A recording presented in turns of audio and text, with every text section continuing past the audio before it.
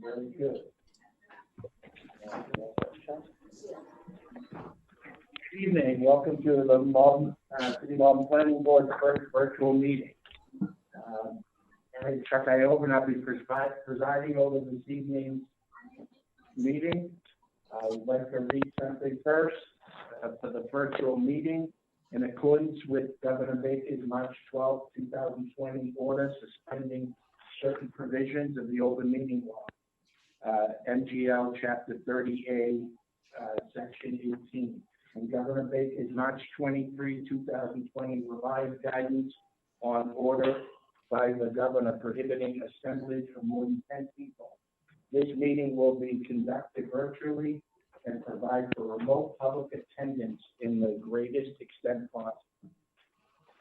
No in-person attendance by members of the public will be permitted, and all be made to permit remote public attendance of this virtual meeting via technological means in the manner specified below.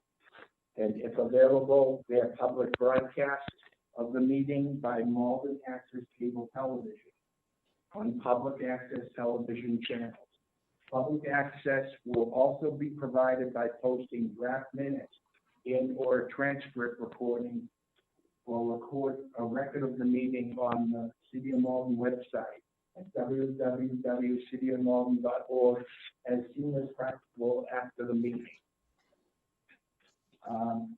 Additional information and guidance on the public meeting can be found at www.cityofmalden.org, document center, view, and then you look up the public hearings that we're going to get tonight. For those in attendance in the room, I'd like to remind you to speak up. We've got speakers of surrounding the area of the table, but please speak up and speak clearly. When you're speaking, you can lower your mask. When you finish speaking, please raise it back up over. Also, if you'd like to speak, just raise your hand. I will recognize you. That will allow for for people to know who's speaking, and then you can ask a question or whatever it is you need to speak about, and then we'll go on to the next person from there. Is there any questions from the planning board? Charlie, if you want to start with a roll call, start with you, and then we'll go into Waddington and Diana. So right around the Charles Ferguson, Planning Board. Planning Board. Diane Shuha, Planning Board. Lisa Gray, Planning Board. Chuck Iovan, Planning Board. Michelle Romero, City Planner. Henry Susi, Planning Board. Eric McCush, Planning Board. Todd Hayes, Planning Board. Eric Henry, Planning Board. Thank you very much. The first petition we're going to hear this evening is 3743 Madison Street. I see that Steve Catino is in the call. So Steve, if you'd like to introduce yourself in a moment, name and address for the record. Michelle's going to read the notice first, and then we can proceed from there. Okay. Yep. My name is, should I go now? No, you have to read the notice first, and then Okay. we'll The Malden Planning Board will hold a virtual public hearing at 7 p.m. on Wednesday, August 26, 2020, on the petition of Stephen Catino and Patrick Catino made under Section 12.28.010B of Chapter 12 Revised Ordinances of 2020 as amended, formerly Section 701.3.1 of Chapter 12 Revised Ordinances of 1991 as amended, for special permit and to amend the special permit granted in case number 0403 to allow residential conversion of a portion of a pre-existing non-conforming use and property in the Residence B zoning district, namely to convert the commercial storefront to a seventh residential unit at the property known as the number 37-43 Madison Street, Malden, Mass, and also known by City of Malden Assessors Parcel ID 062308805. And its city website plans and petition are available for review under CMID 0309111-2019. Thank you, Michelle. Mr. Catino. If you want to start, you can start right now. Hi, Stephen Catino. My home address is 17 Eastern Ave, Stoneham, Mass. And this is my brother, Patrick. Hello, Patrick.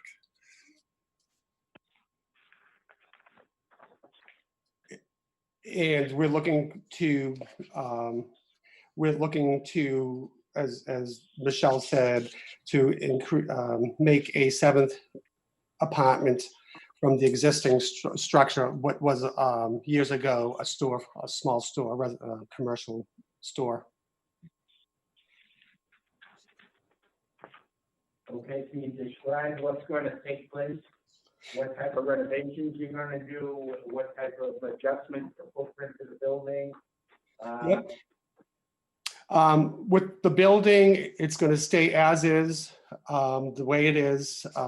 There's a couple of windows that we'll put new windows. We're going to put it's going to be a studio apartment with a living room that would serve as the bedroom as well, a kitchenette with a counter that would serve as the table, so where the unit is small, and a bathroom that all conforms to regulations, state regulations. And the back of the house is currently there's a front door and a back door. And the back door would also have a small deck with the staircase. For the structure, we are also going to have it, the alarms, the water. Yeah, one of the most important things we felt was to upgrade the fire safety system in there, which is a requirement. But you know, once you move up to the seventh, which is right now, it's hardwired in with smokes.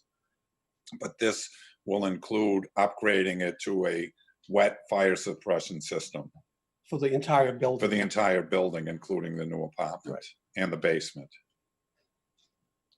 And so we would service it with its own heat source. In addition to that, we're going to really, we're spending a lot of money. It's going to really beautify the building with the front. We're taking that fence down and putting a conforming fence with, whatever we could put in there, with the unit's own private patio area or yard area at one side of the yard.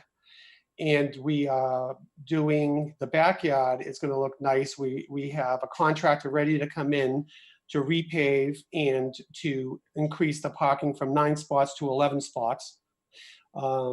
We've already got the tree. It was just an eyesore on the back of the house, and we are going to put a nice white vinyl fence up to beautify the property from both sides of the property, from the walking trail and as well as ours.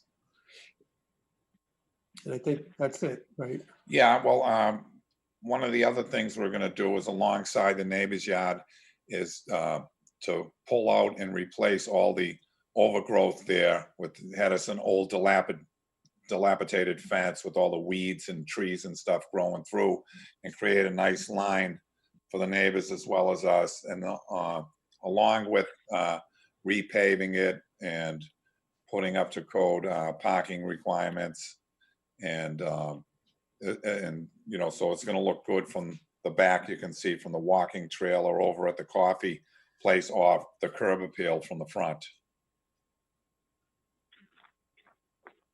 Are you going to replace the vinyl siding that's there right now? The vinyl siding is actually new. It's only about 12 years old, and we were required to replaced that years ago. I mean, there's really not much. It's really pretty new and pretty in good condition, except I think on the driveway side, there's one piece missing, and we certainly could fix that from the car. The car may have hit it. And recently we had, I'm sorry. Now, I was just going to ask, what the proposed new unit, what is that going to be? Is that going to be sided, or is that just going to be painted over the concrete that's there? Or? Oh yeah, I would like to just paint it to keep it the same with a neutral color. And the new windows are only in the new unit, the new unit you're requesting. I didn't hear that. Could you The new repeat that? windows in your presentation, is that throughout the house or only in the new unit? The new windows. All the new windows just in that unit, because the unit all has, we've already replaced every single window in the house with the vinyl up and down windows. Okay. As You well as mentioned the porch room, those are newer. We've done so much work to that house over the course of the years with the permits. Even the sunroom windows on the lower level, they have all, and the upper level have new, what are they called? Screens. Screens. Yeah, the screens that go up and down. So those were all replaced as well. Okay, you mentioned the deck in your presentation. Was that just for the new unit or for all 7 units? The deck is just for the new unit because the current deck did it about 7 or 8 years ago as well. It was all torn down. All those dilapidated, faulty decks were replaced. The fire marshal came, the firemen came by and they told us that we had to do something, and we jumped on it within a month of once he told us to do it. Okay. How long have you owned the property? With both of us, it's going, I would imagine about 28 years. Since around 1987, 1988, in that So, area. yeah, close to 30 then, so. Okay. What's driving the conversion of the unit from storage to a new living space? Well, I think, it's to maximize the property. I mean, we just have a vacant building that's serving vacant unit that's serving no purpose. And we were actually working on this like about 3 or 4 years ago, but then there was a moratorium on building, and we've been saving the money. We're not the type of landlords, like you could ask any of our tenants. We're so proactive when they call us to do anything. I mean, I've received letters from people, that left there just saying that we were like the best landlords they ever had, because we don't wait. You can go knock on their doors anytime. I think they'll all tell you. Very clean. All the units are very clean. I have one lady, tenants come and go, but there's one woman that's been there for about 18 years and she does not want to leave. Most of our tenants, the turnaround for rentals could be about 2 years, but we've had people there for 10 years that we don't, gouge them. And one woman, she was there for about 12, 14 years and she left to buy her own house. She was so happy. I had 2 tenants like that. So we're very, very fair. Okay, the last question that I have at the moment is the mechanicals. They're shown in the basement. Is that the mechanicals for the whole unit, or is that just for the basement? What mechanicals? The things coming out the sides, or? I think they're vent systems. We were required to put ventilation in the basement because the heaters were down there. So we have power vents on each unit has its own source of heat and electricity. They're all separately metered. And because of the proximity in the house, it wouldn't be feasible to run up through the chimneys. So each of the units has a power vent, and it safely pulls the air out and expels it outside. Okay, but the main mechanical units are in the basement. For the heating systems, yes. That's the utility. Yes. Yes. Okay, does anyone have any questions for the petition? Anyone have any questions? Henry? How long has the unit been vacant? Pardon? How long has that unit been vacant? The store? Commercial. ones? I'd say about 15 years. 15 years. At least I'm just guessing. TC's Coffee Repair was the last tenant In there. in there, and he moved over, I think it's Everett. Everett, yeah. He used to repair. We were grandfathered in when we bought the house. And he used to repair coffee. I don't know if anyone remembers. The Bun-O-Matic, the old bun machines, And as well as all the equipment for espresso machines espresso for machines. restaurants and things of that Yeah, nature. And so I don't know if And he's the still, the setback from the sidewalk is far narrower than the main house, is that true? I'm just going from the picture here. yeah, it's exactly. So you see, Henry, in 93, that storefront was converted to residential storage. So that's why I was asking why they were doing the conversion.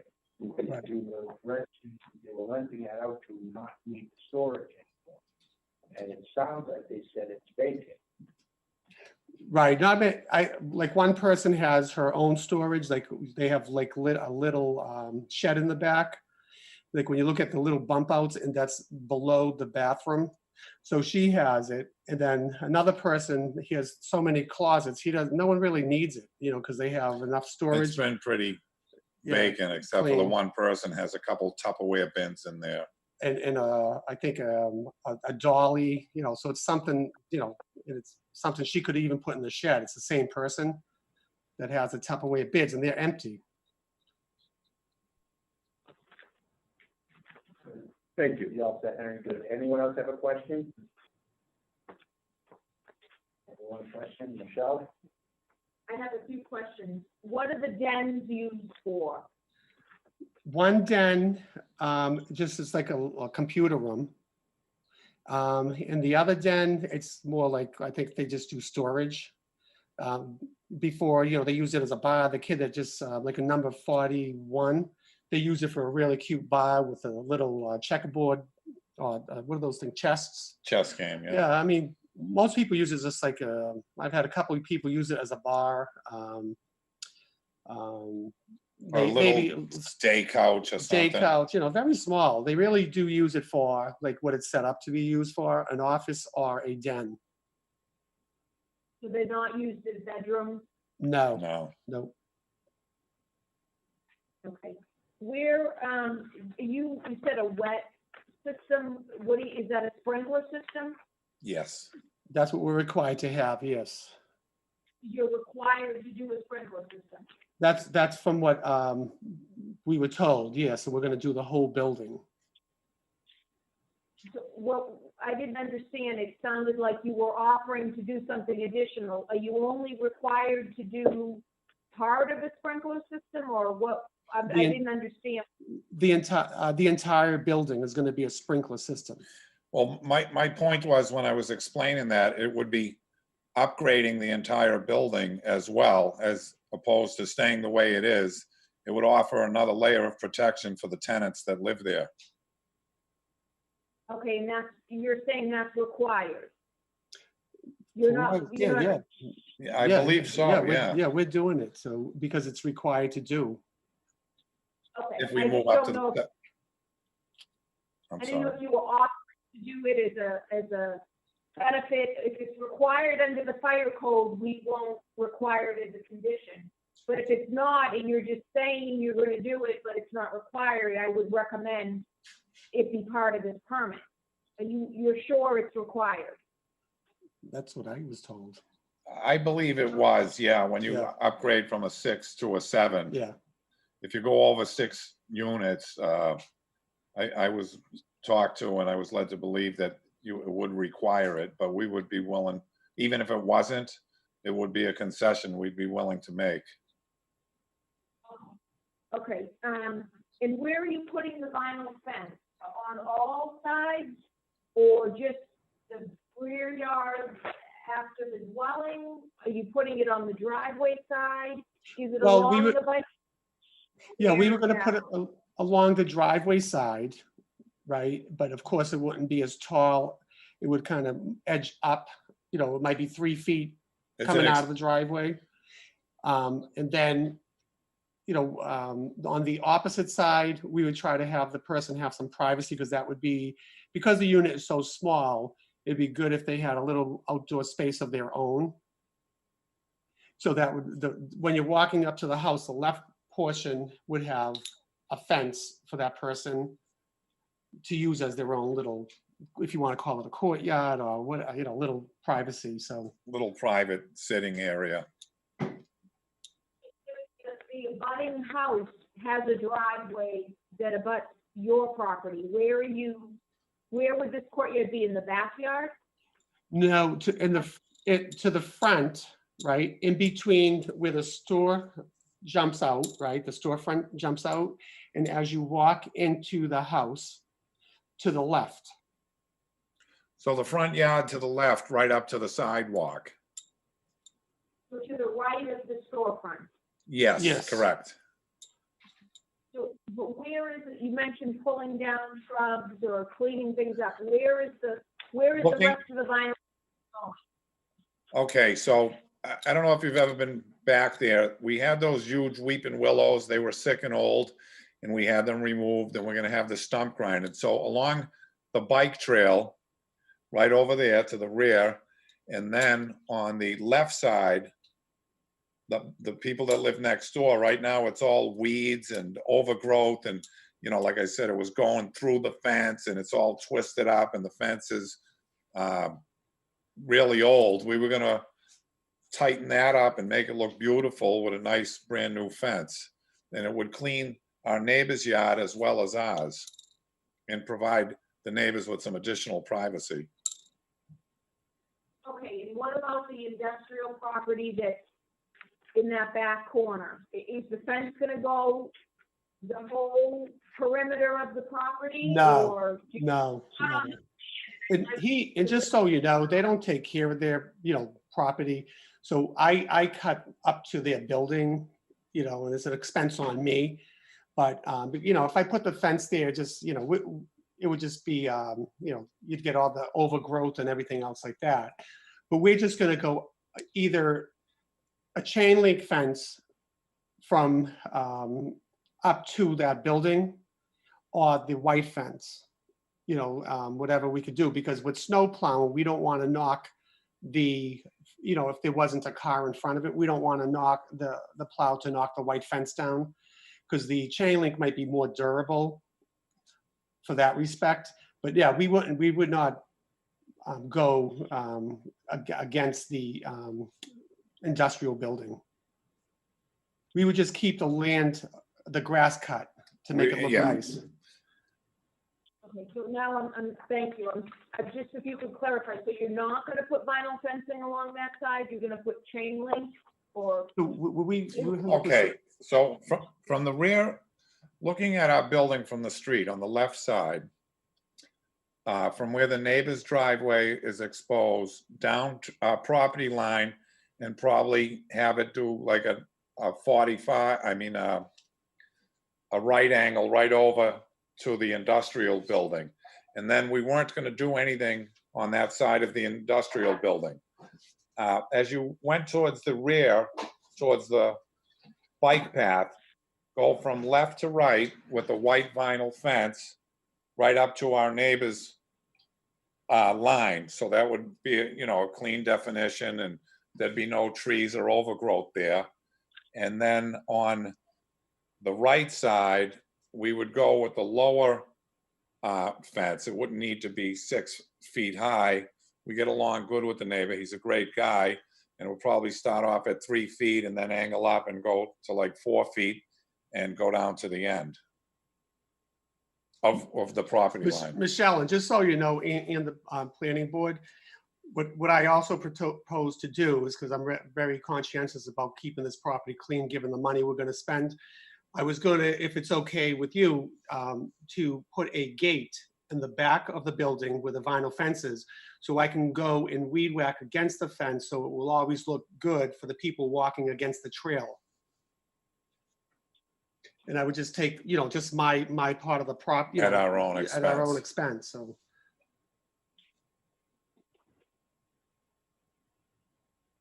I don't have a problem with the gate, and that way your tenants can access the bike path, so. Right, oh, I yeah. don't- You can put a gate.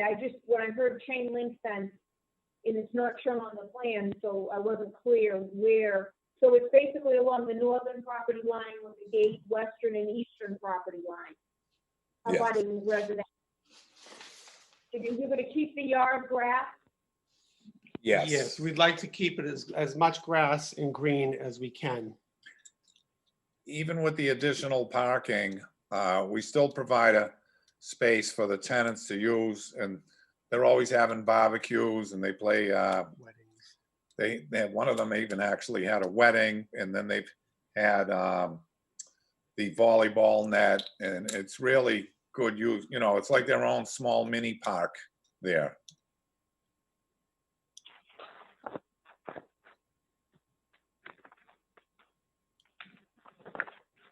Thank you. You don't have Yeah, any- yeah. Anyone else have any questions for the petition? Eric Henry. Thank you, Chuck. Just one quick question. I was reading through some of the previous cases here. I just wanted to explicitly ask that to your knowledge, there are no more issues with regards to asbestos in the property? I don't think so, because everything down the basement is new. And, you know, from what I could see, you know, we've had everything, all the old heating systems were taken out when we had got the initial permit, like when we bought the house. And we have six burners that we bought when four when we bought the house. And then 2 when we got the permit to make the basement into 2 separate apartments. Most of the electrical, it's all been upgraded. So, you know, when they did the work, I would imagine, you know, if there was any, if it wasn't taken out from the prior owner, it was all taken out. Because we did have city inspectors come in at that point, and they would have, you know, back in the 80s, they would have told us to take it out. And we did remove the asbestos siding when we applied the vinyl. Thank you. You're welcome. You're welcome. Do you else have a question for the petitioner?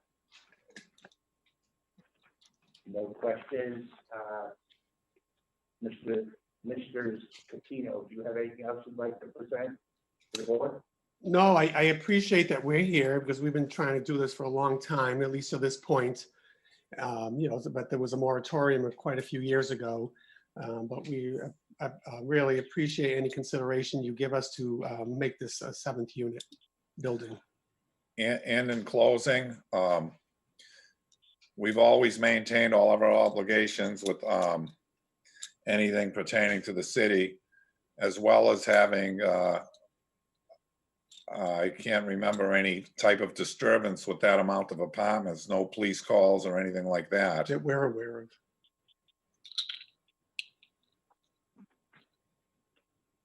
Okay, thank you very much. Thank you. We appreciate your time. At this point, we will go into anyone who would like to speak in favor of the petition. So we'll go out to the people on the call to see if anyone would like to speak in favor.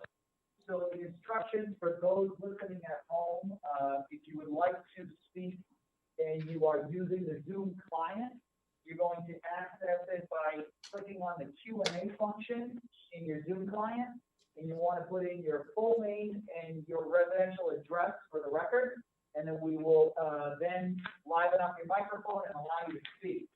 Alternatively, if you are dialed in by phone only, you're going to indicate that you want to raise your hand to speak by hitting *9 on your phone. Once again, *9 if you are a phone call only, and then the Q&A feature of the Zoom client if you wish to speak that way. We'll hold and wait for those. I'm going to actively look for those now. Thank you, Ron. Okay, we had one come in, Frisco, but I believe he's waiting for the next case, so he just said cancel that. Okay. Let me search for anybody who's raised their hand.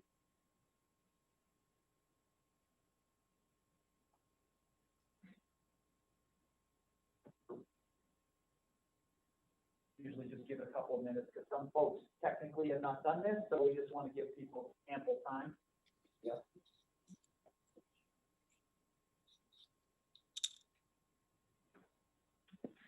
Okay.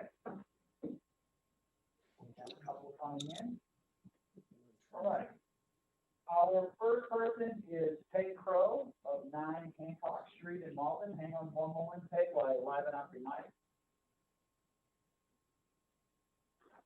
Go ahead, Peg, you are all set to talk. Thank you, Mr. Chairman. Actually, Mr. Catino did reach out to me through Lisa Cagno, and we're not able to connect, and sort of hearing what their plans are. And I did ring on a couple of the doorbells of no one answered, but that's okay. I do think they have enough off-street parking, a nice big lot in the back. I am glad to see they're going to be cleaning up along the bike path, because that fence down was one of my concerns. So I want to make sure that that's in there. And so I am in favor of this one. I've not had any complaints from the neighbors on this property, or any calls about this hearing tonight. So for those reasons, I'm in favor of their seventh unit. Although I do know, I did ask the building commissioner, and anything over 4 is required to be sprinkled. So that has to be done, but so we're going to make sure that that is followed up on. So, Yes, we already have plans for that, and I appreciate it, Peg. Thank you for your support. Is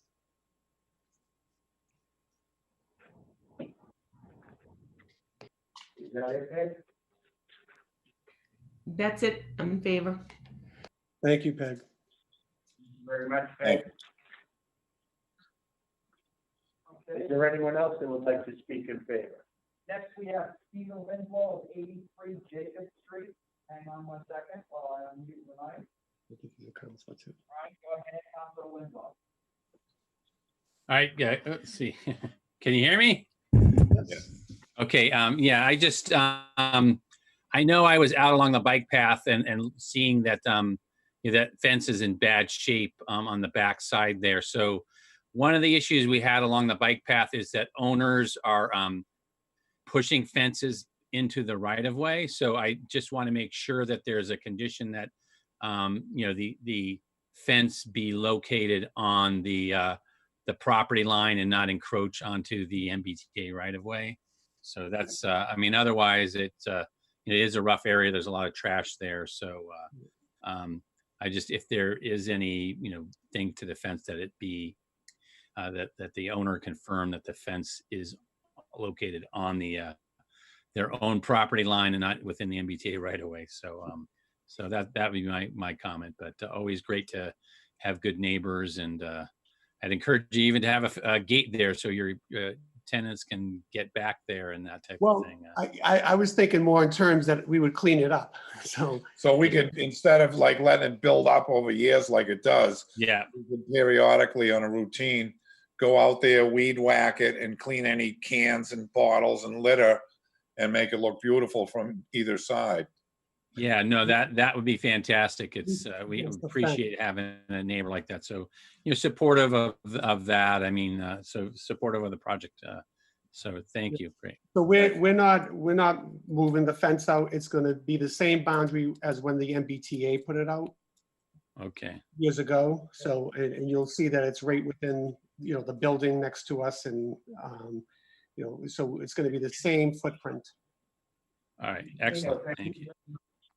You had your opportunity to speak. So now we're giving those that are in favor and in opposition an opportunity to speak. Thank you. Thank you. Is there anyone that would like to speak in favor? I am seeing and hearing none at this point. Last call. Anyone in favor? Seeing and hearing none, we declare that part of the hearing closed. At this opportunity, we'll take any testimony from anyone who would like to speak in opposition to this petition. Anyone to speak in opposition?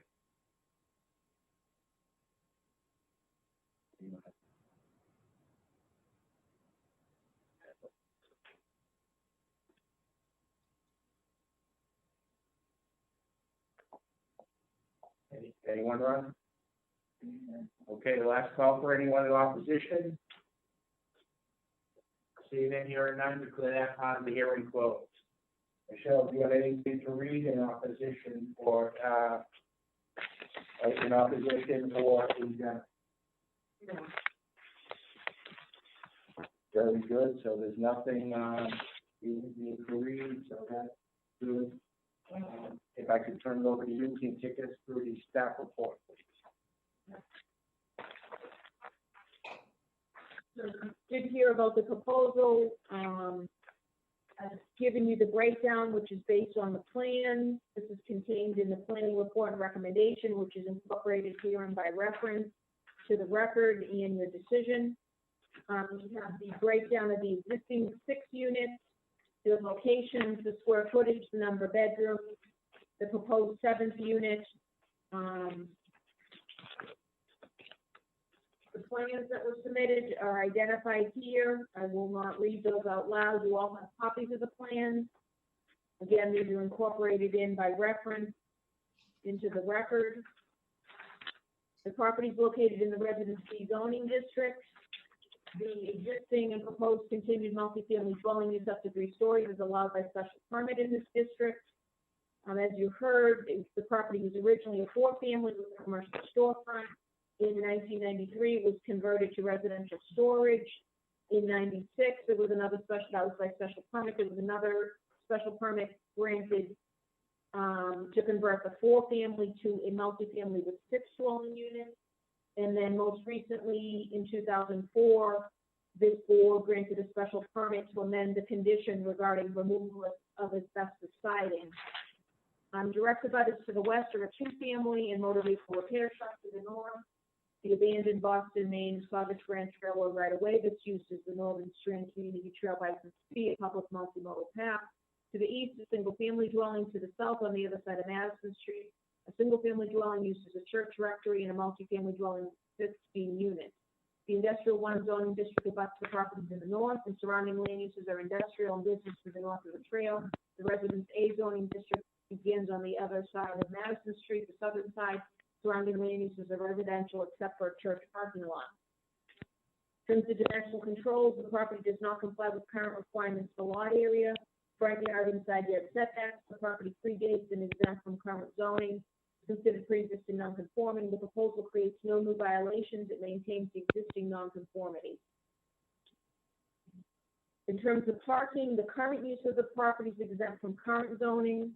It complies with applicable zoning to provide 9 spaces, that's 1.5 spaces per unit, but adding the proposed dwelling unit requires 1 additional parking space. 1 space is required per studio unit. So under the proposal, the dwelling will have 7 units and 11 bedrooms, and now will require a total of 11 parking spaces, 1 per bedroom. We heard about the off-street parking that's in the paved parking lot in the rear yard. The access driveway is non-conforming. And that's that. The finding you must make to grant a special permit, you would need to prove the proposal is not more detrimental to the neighborhood. So provided that you are able to make that finding, the recommendation is to amend the special permit granted in case number 0403 and to grant a new special permit subject to the following conditions. 1, all development shall be multiple plans, which are incorporated here in by reference and except as modified by these conditions.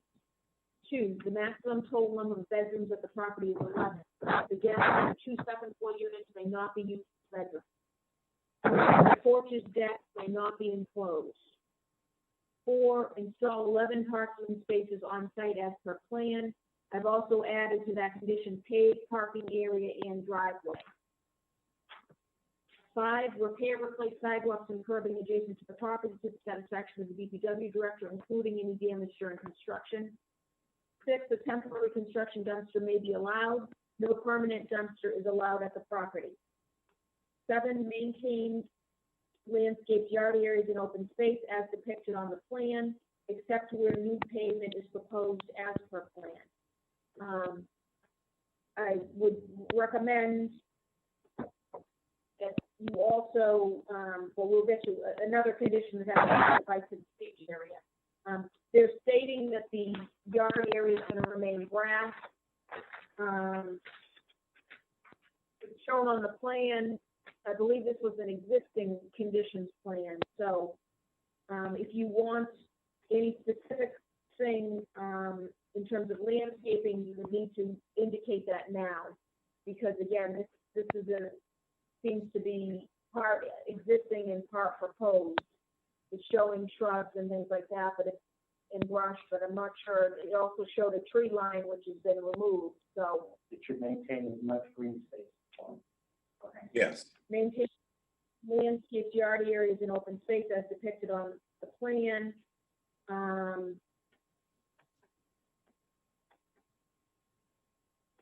So I guess we would probably say except for trees and shrubs, because those have been removed, except for, you know, that's the problem with, when I was out there, everything was, you know, already cut down, the parts of it were cut down, so. Can we say the yard should remain, the yard beyond the paving for parking, the parking should remain, grass? If you want to, yes, so maintain landscaped yard areas and open space.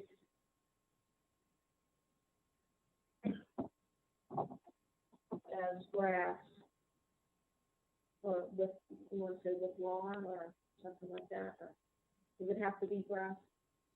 Could be plantings or things like that, or, I'd like to see Yeah. grass. okay, as grass, okay, as depicted on the plan. I think we should say except where, trees and shrubs were removed, because it won't actually be part of this plan. 8, install sprinkler system. 9, install vinyl fence along northern property line with gate and western and eastern property lines abutting residential property. And then 10, I would also recommend a condition,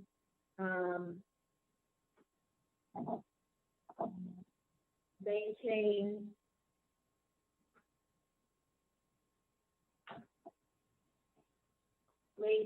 clean portion of Northern Stream Community Trail Bike to the sea that abuts property. So that would, they said they would be responsible for litter and vegetation, so if we say maintain clean, that will cover that. Okay.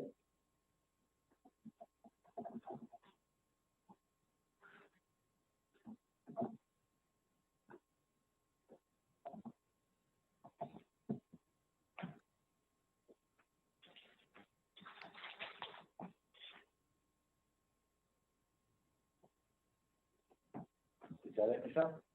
Yeah. Have any questions for Michelle on her staff report?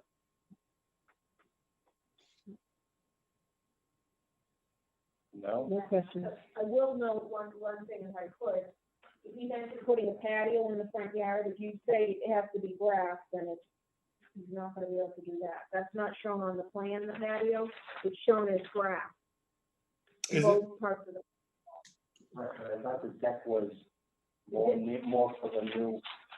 the deck is in the back, Right.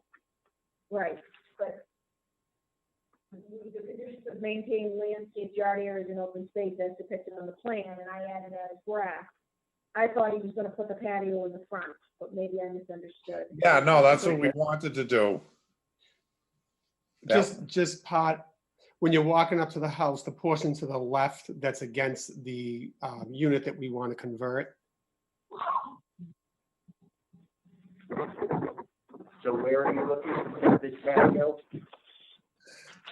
So to the left, when you walk, looking at the house, when you walk in, there's a little pocket in there that shows where the, between the front porch and the existing residential storage space, there's a little area there, probably about 10 by 12. And we wanted to fence that in so that the studio apartment would have their own little exclusive outdoor area, like maybe a little coffee patio table. So that would be on Huh? Madison Street, not in the backyard, Yes. Right. but that is another condition. Okay, I mean, we could just add to 7, I said except for trees and shrubs were removed and except for patio in front yard. Okay, if it's easy for Okay, you to yeah. do that, do that. But if I just Yeah. struck out of it, Well, no, I just, yeah, I didn't know if you wanted. So the backyard is gonna have to be grass. Right. The Yes. front, they can put, you couldn't put pavers all over the backyard. No, You no, could- we had no plans to. I'll add that as part of the exception to 7, patio, front yard. That'd be good. Anyone have any questions? Eric Henry? Yes, thank you, Chair. With regards to this patio, can we stipulate that it be constructed with pervious pavers or pervious substance? It's gonna be pavers. So it'll say except for trees and shrubs that were removed, it should say from rear yard and pervious patio in front yard.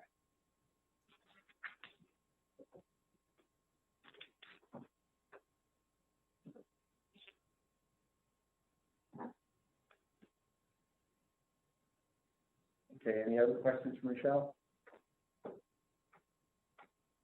Yes, I'd like to make a motion if I could. you certainly may. Okay. Speak up, please. Oh, sorry.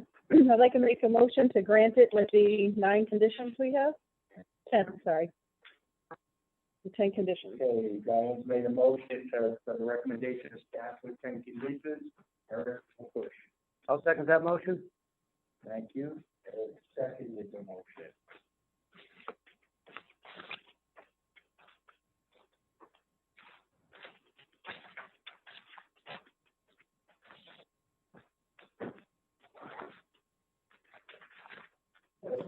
Yes, please. take the vote. Diane Duha, Yes. Charles Ferguson, Yes. Dwyer Stephanie. Yes. Rita Gray. Yes. Patrick Hayes, Yes. Eric Henry, Yes. Eric Bush, Yes. Henry Susie, Yes. Chuck Iova. Yes. Petition has been granted with conditions. Thank you very much and good luck with it. Thank you. I want to thank Thank each you. and every one of you for your support. We really appreciate it. Thank you. Thank you. Thank you, sir. Thank you.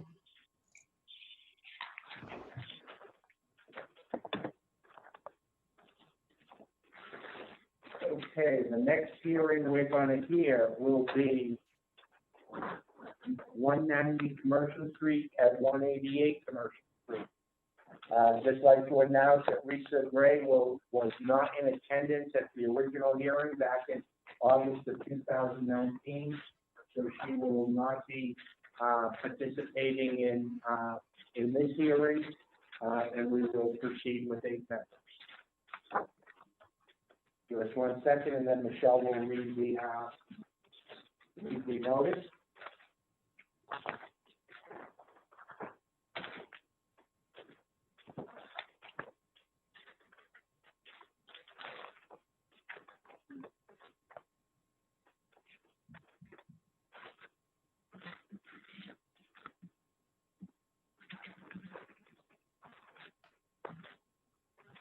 The Malden Planning Board will hold a virtual public hearing at 7 p.m. on Wednesday, August 26, 2020, tabled on August 14, 2019, on the petition of Jeffrey Wu on behalf of Plaza 188 Associates LLC, made under sections 12.12.030, 12.28.010E, and 12.28010J of Chapter 12 Revised Ordinances of 2020, formerly sections 300.3.4.12, 700.1.3.2 and 700.1.7 of Chapter 12 Revised Ordinances of 1991 for a special permit and to amend the special permit granted in case number 11-13 to allow restaurant use in the industrial 2 zoning district, namely a food court style restaurant with approximately 12,000 square feet and 252 seats in the portion of the building known as 190 Commercial Street at the property known as number 184 Commercial Street, Malden, Mass. Also known by City of Malden as such as Parcel ID 055-232-211. The petition plans are available for public review on the city website, and the permit number CMID 03011-2019. Thank you, Michelle. Is the petitioner present? Yes, Is that- I am here. Board members, can you hear me okay? Yes. Thank you. Name and address for the record, please. My name is Jay Duker. I reside at 179 Trenton Street, East Boston, and I'm here speaking on behalf of Mr. Wu, the owner and operator of the Super 88 Market at this address, and owner and operator of the proposed food court restaurant. I'm also here tonight with Giles Ham and Jennifer Connors from Vanessa Associates, well-respected traffic engineering outfit in the region. Mr. Ham and Ms. Connors will speak in a moment regarding the traffic and parking concerns. But I'd just like a brief recap of why we're here. This board tabled this last August because the site had some parking. There was some concerns about parking deficiency. There was some issues with non-compliance with the Chapter 91 license. There was some storage trailers that were in violation. All of those issues have been rectified and resolved. And we're here tonight to again pick up where we left off, if the board will allow us to do that. The proposal was to convert an 11,000 square foot retail tenant space to a food court restaurant. Mr. Wu, the owner and operator, has 35 years experience, and he owns and operates several food courts on the East Coast. The food court will employ approximately 25 to 30 employees. The food court is a standalone business. However, Mr. Wu would welcome the option to create a common passageway from the Super 88 market to the food court for the convenience of the shoppers that use the market. The special permit criteria, we would like the board to consider that this proposal, we feel, does not increase the non-conforming nature of the site. There'll be no alcohol, no drive-through, no queuing of vehicles, and no change in the footprint. The proposal will not be substantially more detrimental to the neighborhood. The proposed use is not in conflict with any other uses on the site. No other tenant will be aggrieved by this proposal. The proposal provides a convenience to the surrounding businesses in residential areas by providing low-cost dining and takeout. The proposal serves the public good. It will create jobs and will generate substantial meals tax for the city. At this point, I'd like to hand off to Mr. Ham and Ms. Connors from Vanessa Associates to speak to you about the traffic and parking concerns. Thank you. Good evening. For the record, Giles Ham, managing partner with Vanessa Associates. Michelle, do you have the ability to add our presentation that was sent over to you today? No. The PowerPoint, you Yes. sent an email with an attachment that was a PowerPoint. Yes. The board has copies of that in your package. It looks like this. It says proposed food court. Okay. Then I'll just walk you through that outline to the board. So again, good evening. From our hearing a year ago, I remember there were three things that we needed to do to satisfy the board. And those were update the parking counts that we had done, reduce seating, as well as commit to providing a traffic monitoring study of the parking post-development so that we could show to the city that the parking does work after we're opened up. And we've really committed and have done all three of those things. So when you think of a food court, I would ask you to think of your own experience of going to a food court. Typically, you're already at the site and the food court is really a secondary to your primary trip. And that's what'll happen here is you'll go to Super 88 and then you'll go over to the food court to grab lunch or dinner. And that's what we think will happen here. We certainly will add some traffic and parking to the site. We're not saying that. But overall, the food court is really a complementary use to what's already on that site. So if you go to the, if you just flip a couple pages in, you'll see a chart. So in August of 2019 and February of 2020, we reviewed the occupied spaces on site on a weekday between 11 a.m. and 7 p.m. and on a Saturday between 11 a.m. and 3 p.m.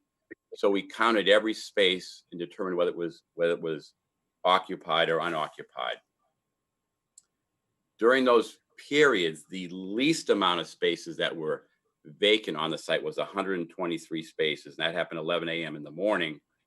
But most of the time, over 140 spaces are available.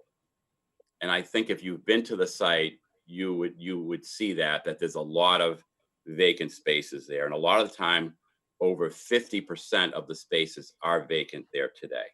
And we're talking pre-COVID, obviously.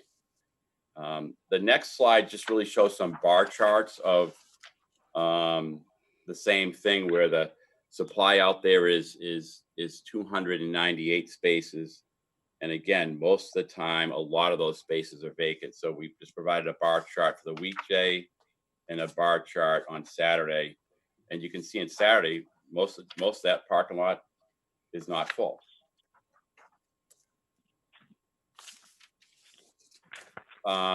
With regard to the parking demand, the city requirement is 138 spaces. And that's really pretty reasonable if we were a freestanding restaurant or a freestanding, food court. But we've estimated that up to 30% of our customer base would come from what's already out there in terms of the Super 88 and the other tenants that are there. So we think if you just reduce the city's demand or requirement by 30%, you kind of match with probably more likely what's going to happen out there. And we've estimated at 252 seats that we would conservatively need about 100 spaces. And again, on a weekday and Saturday, there's well more than 100 spaces available on that site. The proponent has also committed to a significant seat reduction of like 40%. So we're proposing to reduce the seating capacity down from 252 seats down to 154 seats. So that's a significant concession, really helps alleviate the concerns relative to parking. And really just in summary of some of our recommendations, all of our work's been peer reviewed by your consultant, and they've asked us to do some pedestrian signal and curbing and wheelchair ramp upgrade at the Commercial Street site driveway intersection, which we have committed to doing. And again, we recommend that 6 months after we're open, that we would go out and monitor all the parking from 11 a.m. to 8 p.m. on a weekday and Saturday. And then we would submit that data to the city planner for review and just documentation of the after effect of the food court. The other things that we've just committed to was typical transportation demand management measures, which is having a coordinator on site, promote carpooling, promote public transportation, and we'll also have bicycle racks on site. So in summary, this project will not be detrimental to the neighborhood and can be constructed as planned with minimal impact on traffic and parking in the area. Thank you.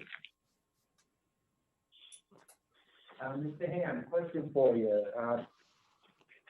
The team provided a table of projected diners at the proposed restaurant. What percentage of the people shopping do you expect to make up that volume that you've listed? I couldn't quite hear your question, but I think you're asking for the percent of our parking demand that would come from the existing customers at the shopping center. Yeah, what I'm asking is, it says here about the proposed food court is intended to use, how many customers are supposed to be using the proposed food court? Yeah, you want to answer that with It'll be, typically, I'm sorry, go ahead. You're saying that this is going to be used by people who are already at the supermarket. What percentage of those that are at the market during lunch and during dinner do you expect to eat at the super court each day, at the food court each day? It'd be, go ahead, Giles. Well, you can add to my response. So the industry has a kind of internal capture of traffic and shared parking within a development, and we looked at that methodology for internal capture, and we've estimated, our estimate on the industry standards, about 30% of the food court customers could come from people that are already within the retail area, which is Super 88, and there's several other tenants in there, that it makes sense that they would go to lunch or go dinner when they work. Some people are working there. We look at this use as a complementary use to what's already there. And you can add to that, Jay, if you want to. Yeah, typically the most busiest hours for the food court will be Saturday afternoon. And approximately 60% of the people that use the Super 88 market will dine in the restaurant. That's where we expect the heaviest use. It's customary in that community that people, they do their shopping as a family on Saturday, and dining is part of that experience. Okay, so, but based on the numbers that you provided, that would mean during the week, there's going to be 1,000 people on site that are going to use your restaurant or your proposed restaurant at 30%, and that would be 500 on site for the weekend. And that's just those that are already there. Would you agree with that? I would agree that the people who are going to use the Super 88 market on a Saturday, half of them will be on site to use over half of them will be on site to use the restaurant. I don't think it's cumulative. I think it's just that people are already there on the site, and they'll also use the food court during the afternoon on a Saturday. Okay, but you see what I'm getting at? That the numbers that you're expecting to drive the restaurant are significantly high. I'm not sure where you're getting 1,000 from. What's that? I'm not sure where you're getting the 1,000 attendees at the. People, the 300 people you expect to come in, divide by 30%.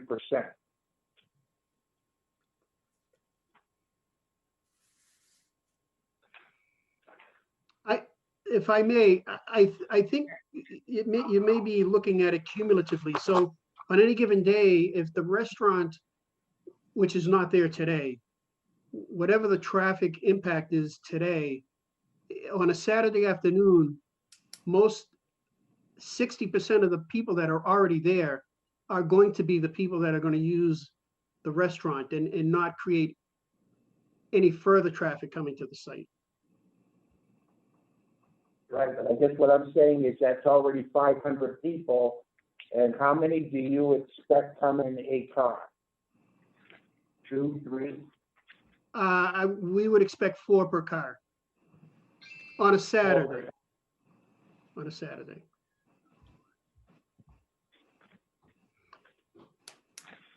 Okay, so that would be 125 spaces required. Yeah, I'm not sure if, I don't know if we did a count on the Super 88.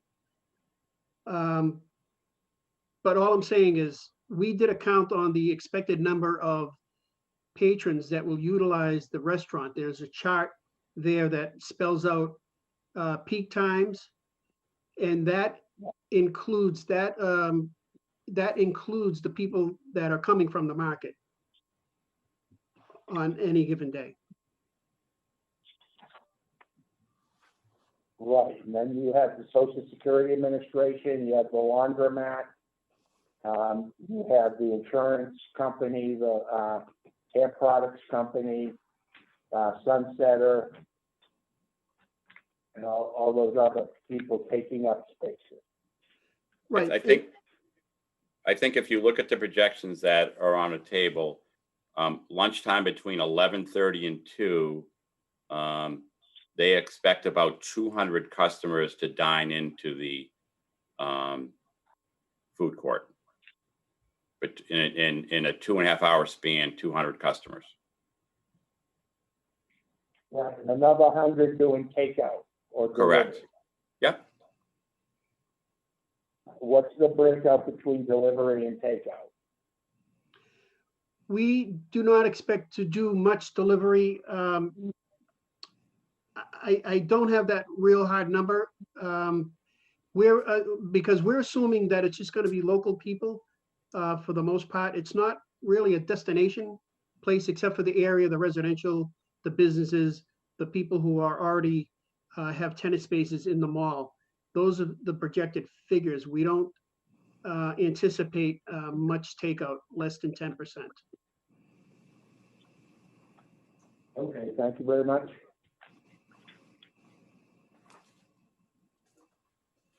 Does anyone else have any questions for the petitioner? Eric, of course. Thank you, Mr. Chairman. When you did the traffic study, was it one day in August or one day in February, or did you do cumulative over a couple of weeks? If you go back to, if you remember the original meeting we had, we did a Wednesday in August and a Saturday in August. And I believe the comment was that the Social Security office may close early on Wednesday. So in February, we did counts on a Tuesday and a Saturday, and they were fairly consistent. So in total, we have 4 days of data that we presented to you. Okay, thank you. Okay, any other questions, to Wadage? I was wondering, when the employees hired by the restaurant, does they have like assigned parking, or they don't have the same like the customer? I think your question is there assigned parking? Oh yeah, for the employee who work for the restaurant. So my understanding is there's not assigned parking out there today. One thing we could do is to suggest that all the employees park in the far end of the lot in order to free up the spaces closest to the businesses for the customers. So that's one thing that we could do, or you could condition. So how many employees do you expect in the restaurant? How many employees? So the employee count of the restaurant expected to be, is it 25 to 30 employees? And quite frankly, a lot of those employees, based upon the Super 88 experience, actually live in the neighborhood and walk to the business and do not drive or park. Okay, thank you. If I may also add, most of the employees that work in the Super 88 will actually work at the food court as well, preparing food. So they'll be shared employees between the food court and the Super 88. Can you detail that a little bit more? How does that work? So right now, the Super 88 market has their own kitchen, and they do a lot of food preparation for the goods that they sell. The food court basically has prepared food as well, and which is heated and warmed for the most part. That food would be prepared at the Super 88 kitchen and brought over to the restaurant on a daily basis. Most of the food.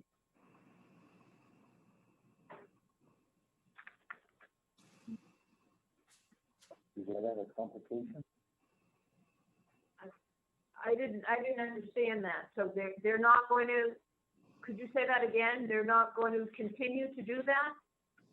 So no, the Super 88 market will continue to prepare their own food for sale. They cut up fruits and meat or whatever they sell at the market. They prepare it and they sell it at the market. That's what they do now. They will also, if the proposed food court were to be approved, some of the food that the food court would be selling would be prepared at the Super 88 market for sale and to be heated at the food court, in addition to other foods that will be delivered to the food mart as well.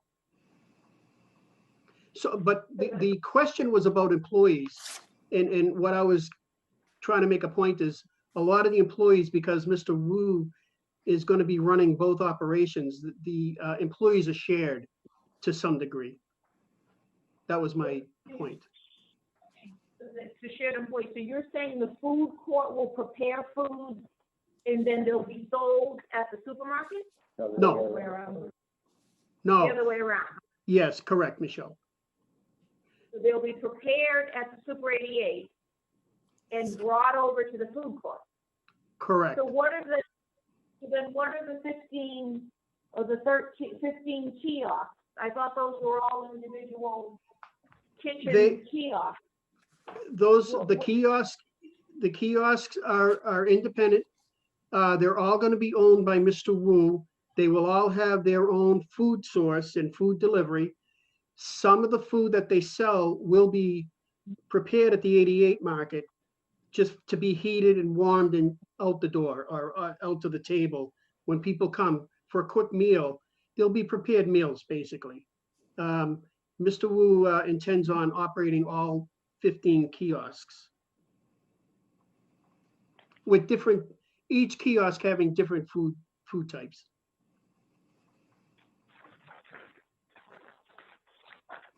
I didn't mean to confuse.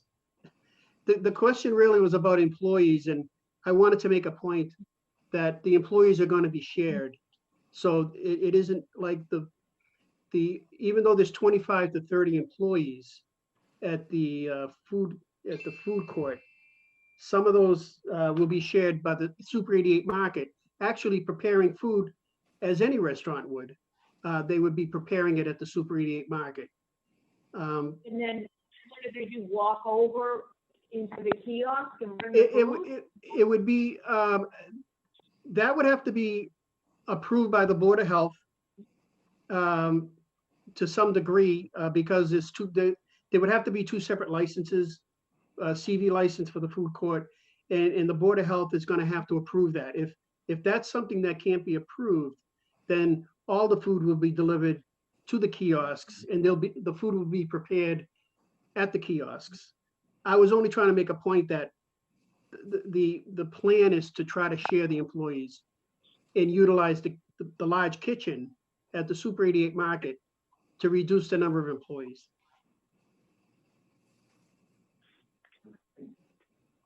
Do you happen to know, and it's okay if you don't, but do you happen to know how many employees are in the whole plaza? I don't have the number of employees at the Super 88. I don't know that number. Well, I'm talking about the whole plaza. In each of the businesses at the plaza, do you have an estimate of how many are employees that are showing up here every day, and then how many are associated with customers of all the businesses in that plaza? So there'll be 25 to 30 employees working in the food court. Some of them will be, so for example, during the busiest times, all 25 to 30 are gonna be working there. During the slow period, some of those employees are gonna be back at the Super 88 market, working counter, stocking, and preparing food to be sold again during the busier time at the food court. Right, now, okay, move over one. How many are in the washer, the laundromat? How many employees? I don't know. I was in there today. I seen 3 people working in there. Okay, so you don't know how many are in the Social Security Administration, in the Dunkin' Donuts, in the Brookline Savings? I do not. Okay, fair enough.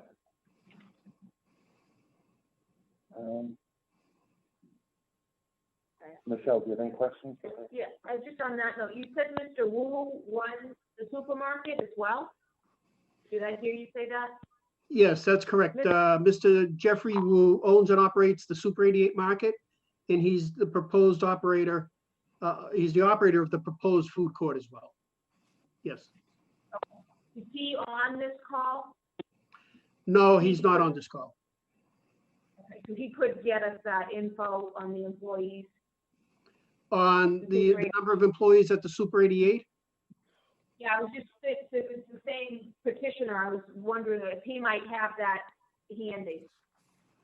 But he's not on the call. He's not on the call. Okay. He's not on the call. Well, I guess my question really just, I guess I'm more confused. When we first heard about the food court, I knew there was a connection. But I thought it was, you know, like a typical food court, like you mentioned, seeing there's different tenants, and it actually says that tenant, space to be built out by tenant under separate permit. This was the floor plan. They're not different brands. You couldn't have a Dunkin' Donuts in one, a sandwich shop in another. It's really all, you pretty much, I think that it's largely, if not all, food that the supermarket's already preparing. So it's to some degree, you got to remember, there are going to be 15 kiosks, like the plan says.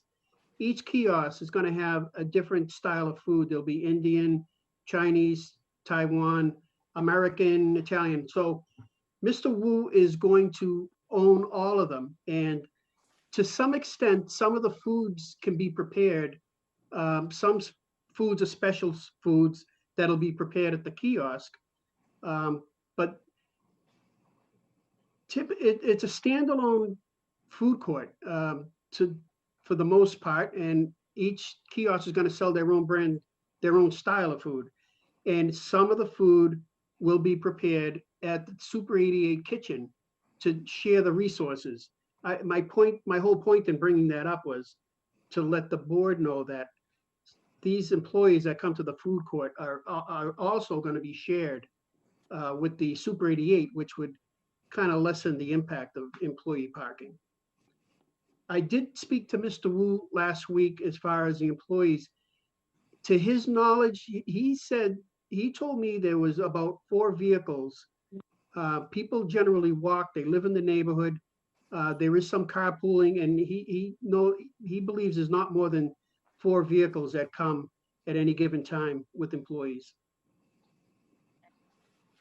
Okay, but he is going to rent each kiosk out, right? He's going to own and operate. He's going to own and operate each kiosk himself. So he's not going to, they're not separate tenants? No.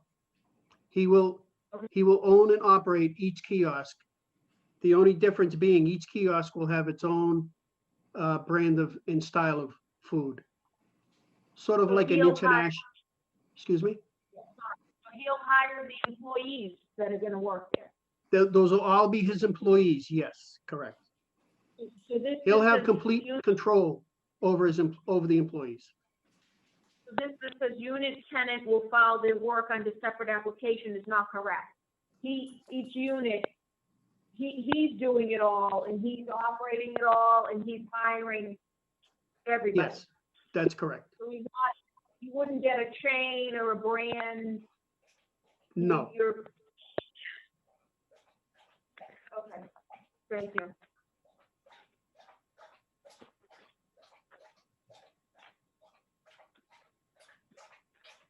Michelle, can you give us a quick update unless someone has a question? Charlie Ferguson, go ahead.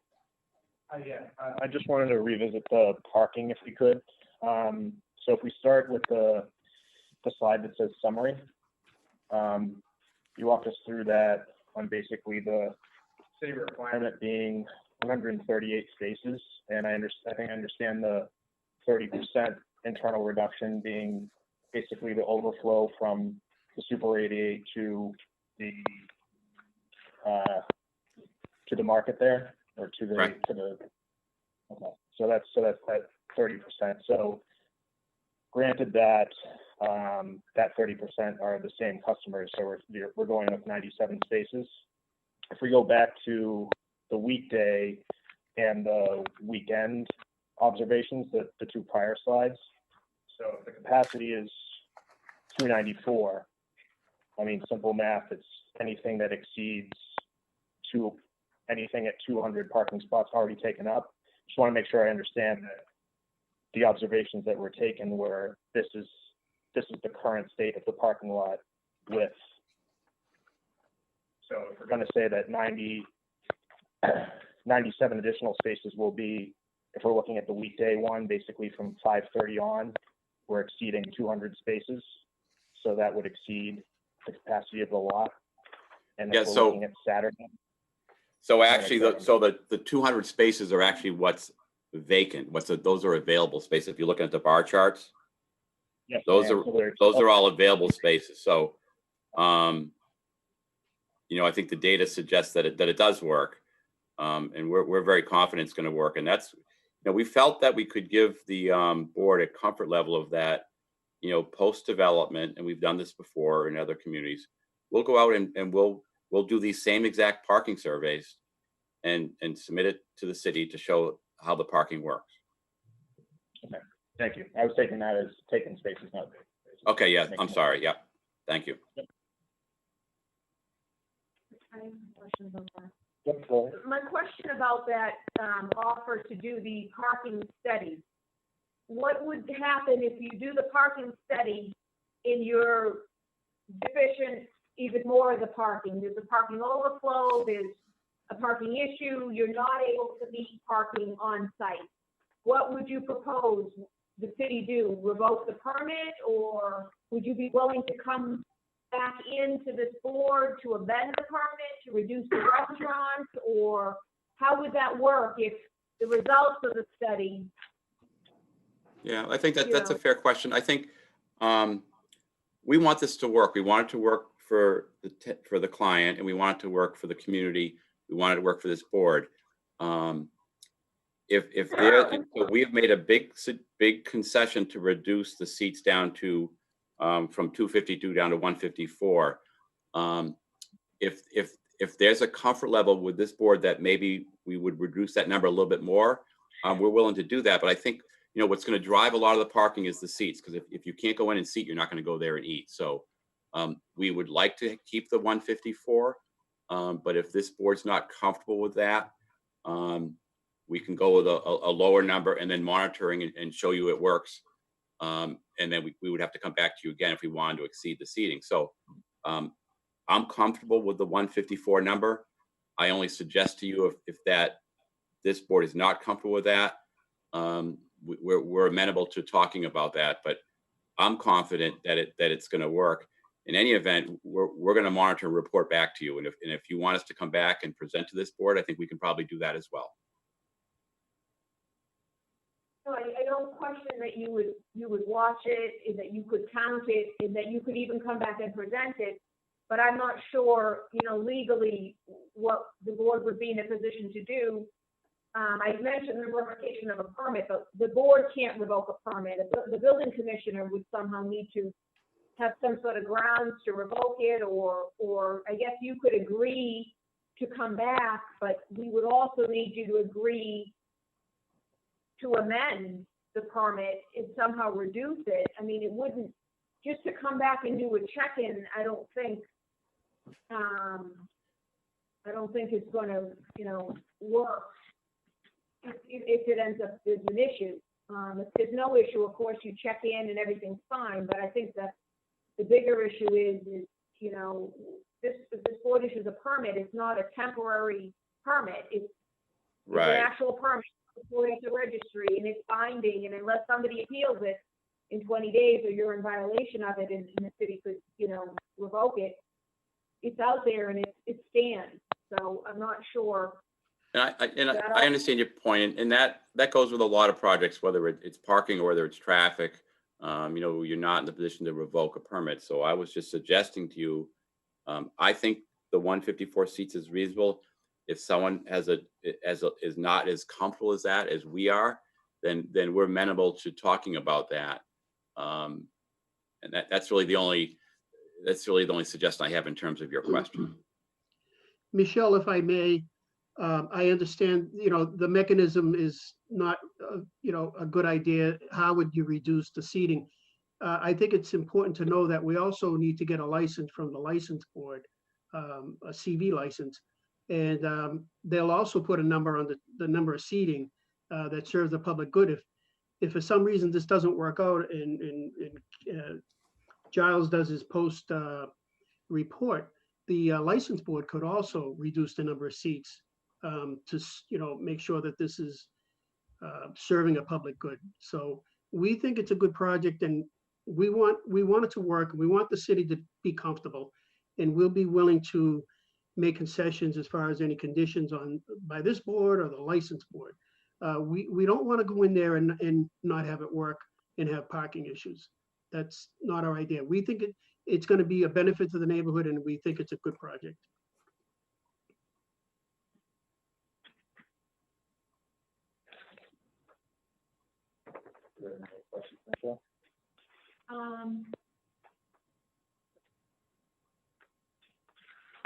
Would you just mention the license board?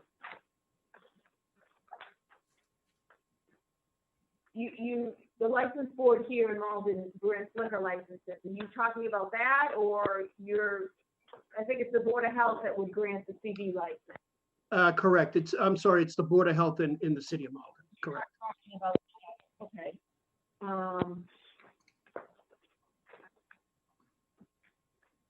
Does anyone else have any questions for the petitioner? I just, I was looking back at my notes, excuse me, my notes from the last hearing, and I realized and recall that there was a lot of comments in opposition related to complying with the 2011 issues that were flagged in the original special permit. And I know you said that a lot of the storage trailers were removed, the site was cleaned up. Tell me what was done about the water access to the Malden River and getting to the river and that whole area back there. Because as I recall, that was a real problem as well. So the owner hired a contractor. They restored the road that runs along the river. They cut back the brush. They repainted the duck trail, the little duck feet that comes from the sidewalk on Commercial Street to the river. They replaced the signage. They installed a new bench. I know that, her name escapes me from the DEP, sent a letter, I know Michelle has had it, that they are now, have stated that it's now in compliance with the license. I should tell the board that after that was done, and the road restored, there was some incident, there was a washout of part of the road. The owner was immediately made aware of, he made some remedial, he put some crushed stone there. He's having his engineer look at that and to try to determine why that happened, to make a repair so it won't happen again. But I would ask the board to look at this as just a maintenance issue. The owner is working on it right now.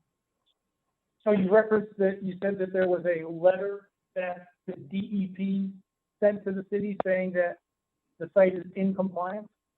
Yes, it was actually an email from the folks at the DEP. Pat, I was gonna ask, after we got some questions where they led with parking, I was gonna ask Michelle to give us a status of all the items. Okay. That were- I got ahead, sorry. And I just, I was gonna have her give a summary of those issues also. I believe most of them have been rectified. And I think the biggest issue is the deficiency in the parking and that stuff. So, but certainly anyone has any questions about stuff from that note, I went back with mine too and didn't realize how thick the notes were from all the testimony we had heard from people with Friends of the River and different people last time also. But if we don't cover it in there, certainly bring it up again. Thank you. You're very welcome. Does anyone else have any other questions for the petitioner? If you don't, I'll mention one of the things. I think there's a significant deficiency in the parking. I have a real problem with that. I'm not sure, looking at the numbers that you proposed as the customers, if you try to triangulate that back to the number of people on site that would be using, presuming that your numbers on the customer demand are correct, I question what the percentage is of people who are going to be on site and the number of parking spots that would be required to accommodate that number of people. And I just really question, this whole sharing employee, process. That's not typically common, that we have food, prepared in one place and then it's, shuttled to another, that I'm aware of. Another thing that we haven't really brought up, we're doing a special permit for the location. If Mr. Wu decides to shut his kiosks down, then we're stuck with an 11,500 square foot restaurant that can go in there. That might not be sharing employees with Super 88. That might not be driven by the percentage of people that are already on the locus at any given time. And in that worst case scenario, where do those people park, the overstock park? They're going to park on Adams Street, they're going to park on Pearl Street, they're going to park on Thatcher Street, and they're going to reach into the Ward 2 area, because you can't park on Commercial Street, either side of Commercial. So I just really question, in that worst case scenario, where do these people go? And that's certainly not in favor of the neighborhood if all of a sudden they're getting encroached on from a plaza that had a 24% deficiency in the required parking. So that's one of the things I'm struggling with. I certainly want to see you guys, if you do get approved, succeed. But I'm just worried about some of the numbers that are being presented. And I'm also worried that in the event that Mr. Wu moves on and it becomes a different type of restaurant, what are we left with? And how do our residents, what do they have to do to handle that? So those are just my thoughts. I would ask the board to condition the special permit to the ownership of Mr. Wu and the relationship between that restaurant and the Super 88. And if Mr. Wu leaves the scene, then so does the special permit. I believe that you could do that. And a point well taken. I understand your concerns about the future, what could happen. As with any project, we're giving you what we're doing today, which we think it'll work with the data and the traffic engineer's data. And that's our plan moving forward for the future. And I would just add that in terms of other restaurants, that to some extent, the number of parking space, the number of seats we have at the food court is what drives the parking. And so we've reduced that dramatically. Right, but you're saying all the people are already on site. Well, if they're already on site, then right, but if they're already on site, they're represented in the numbers that we counted there. So, the people that are already there at the Super 88, they're not representing new parking demand to the plaza. And I'm not suggesting that there's no parking demand here. We think there will be additional parking, but I think our surveys are pretty clear. And I think I've been out there many, many times, and I'm sure your own personal experiences. When you go out there, you see a lot of vacant spaces, and that should give you comfort that there's plenty of parking out there, because there is.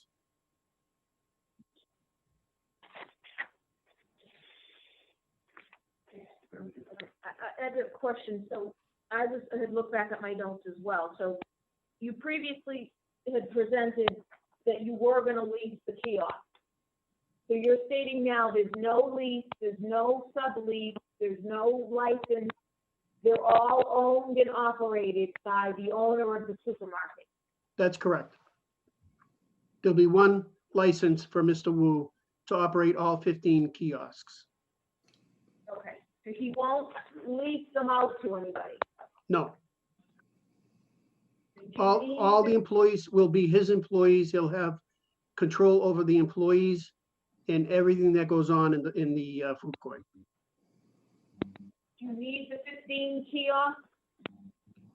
And change the, and is that something that was part of the larger seating That sounds like a lot if it's really just, Well, I don't, we would be, we would be fine with that. The thing to remember is the whole perimeter sort of is all kitchen. We could reduce the number of kiosks. It's kind of the atmosphere where you walk up and you got, people who from different countries go up and there's a certain food type of food that people like. That's the whole ambiance of the food court. We could reduce that, but it would still, it's still the same square footage, and we'd have no problem reducing the number of kiosks. But we would hope, we would have some kiosks for that ambiance and special effect. just because you mentioned it, you said it's all kitchen, so now maybe I'm not following. So there are 15 separate kitchens. That's correct, yes. But then earlier, did you say they're using the Super 88 kitchen? To some degree, to cook some common food dishes will be prepared. And some other foods like salads, for example, can be prepared at the Super 88 market that could serve all the kiosks. Other foods are going to have to be delivered to the kiosks and prepared and cooked on site. Other foods are going to be prepared and they'll only have to be warmed. And that way they can be sold pretty quickly. And these are foods that will be prepared on a daily basis. And that's where I was originally answering the question about employees, where they're really going to be shared employees, because the employees in the Super 88 prepare a lot of food every day, all day. So where Mr. Wu is going to control both venues, there'll be a lot of shared employees preparing food. Okay, thank you. You're welcome. Okay, any other questions? Oh, I'm sorry, I didn't see you, Charlie. Ferguson? Yeah, this wouldn't address all issues, because there's still the issue, Chuck, I totally agree with, parking being the main issue. And the thought, kind of going on trust that the 25 to 30 employees would be both food court employees and Super 8 employees. But now that so this is just one piece of it, but now that the seats are down to 154 and the required number of spaces is 138, even if one person took one car and it was at full capacity at 138, it doesn't address all issues. But and it also, there's the issue of square footage, because we don't go by, and so that the issue is still there, Chuck, of you saying if we grant a permit that it would still be a restaurant permit, and then they could do the business for have a restaurant permit and do whatever they want. So I don't know if it's possible to have the conditions of just the relationship of a certain number of seats and a certain way that they run the restaurant be the way that we address the parking issue, but more of an idea than anything. If they are close to 138 required spots and they have 154 seats and they said they're amenable to reducing the number of seats, there are other issues with employees and more spots that they would require but still, if they had 138 customers and each one of them took a car, 138 spots that they are required to take up. So I know that the square footage is still an issue in the restaurant, and I don't know if you have a condition to actually say it's the relationship between this restaurant and the number of seats that they have, but just a thought, because after they reduced it to close to the number of parking spots that would be required. It's a thought that I had. Yeah, no, one of the things that I believe it was in Michelle's staff report, if you take into all the other tenants in the plaza, right, and just exclude the restaurant, which requires 138 spaces, I believe they're at, as of 294 spaces available. Right? If you take all the other tenant usages, I think that leaves only 45 or 47 spots available for this for the restaurant portion. And if our zoning is 12 spaces per 1,000 feet, right, that would mean this 11,500 square foot restaurant would need to be 4,000 square feet. Right. Right, I mean, that's just based on what and then it would meet the parking requirements. That is the, But then that leaves 7,500 square feet vacant and not used, or, however they would end up working at it. There's different scenarios based on what would or could go in there and how they divvy up those final 40 or 50 parking spots. okay. And I would Michelle to speak to the fact of conditioning based on a specific tenant or person. We have done it in the past. It's come back to bite us a lot of times. We don't tend to do that because of the issues and the ramifications that we've run into in the past, conditioning on a use upon a specific tenant. But Michelle, you can speak to Yeah, that. and if I could also, the parking is based on the square footage, and it contemplates how many seats, how many customers, how many employees. So I had a question. I see basically from the seating that you pretty much took the original seating chart and you just whited out some seats.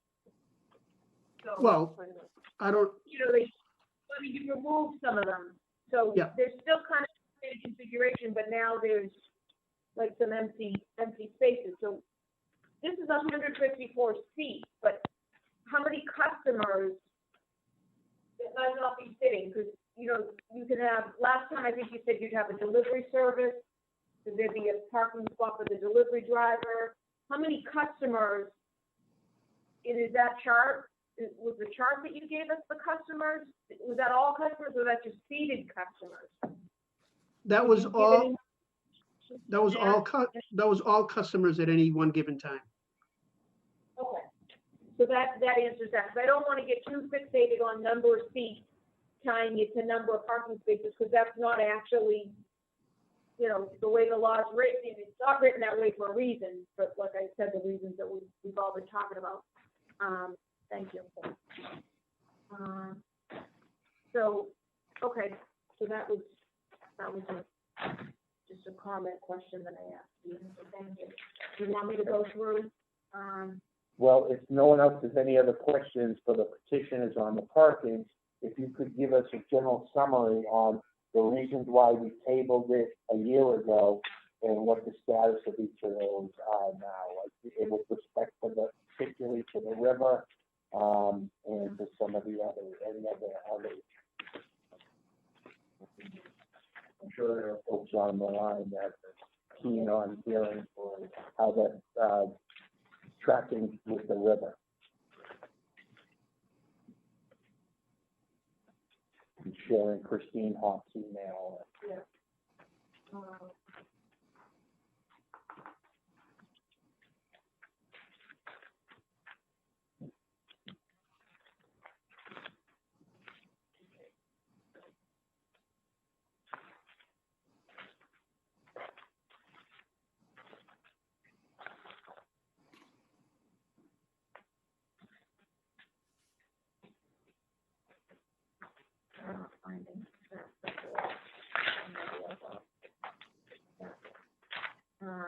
Thank you. So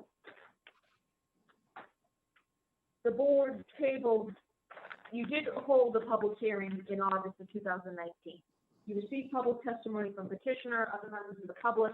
The board closed and tabled the public hearing in its decision to allow petitioner to address outstanding items or issues with the proposal of the property, specifically, 1, the parking deficiency created by the proposal.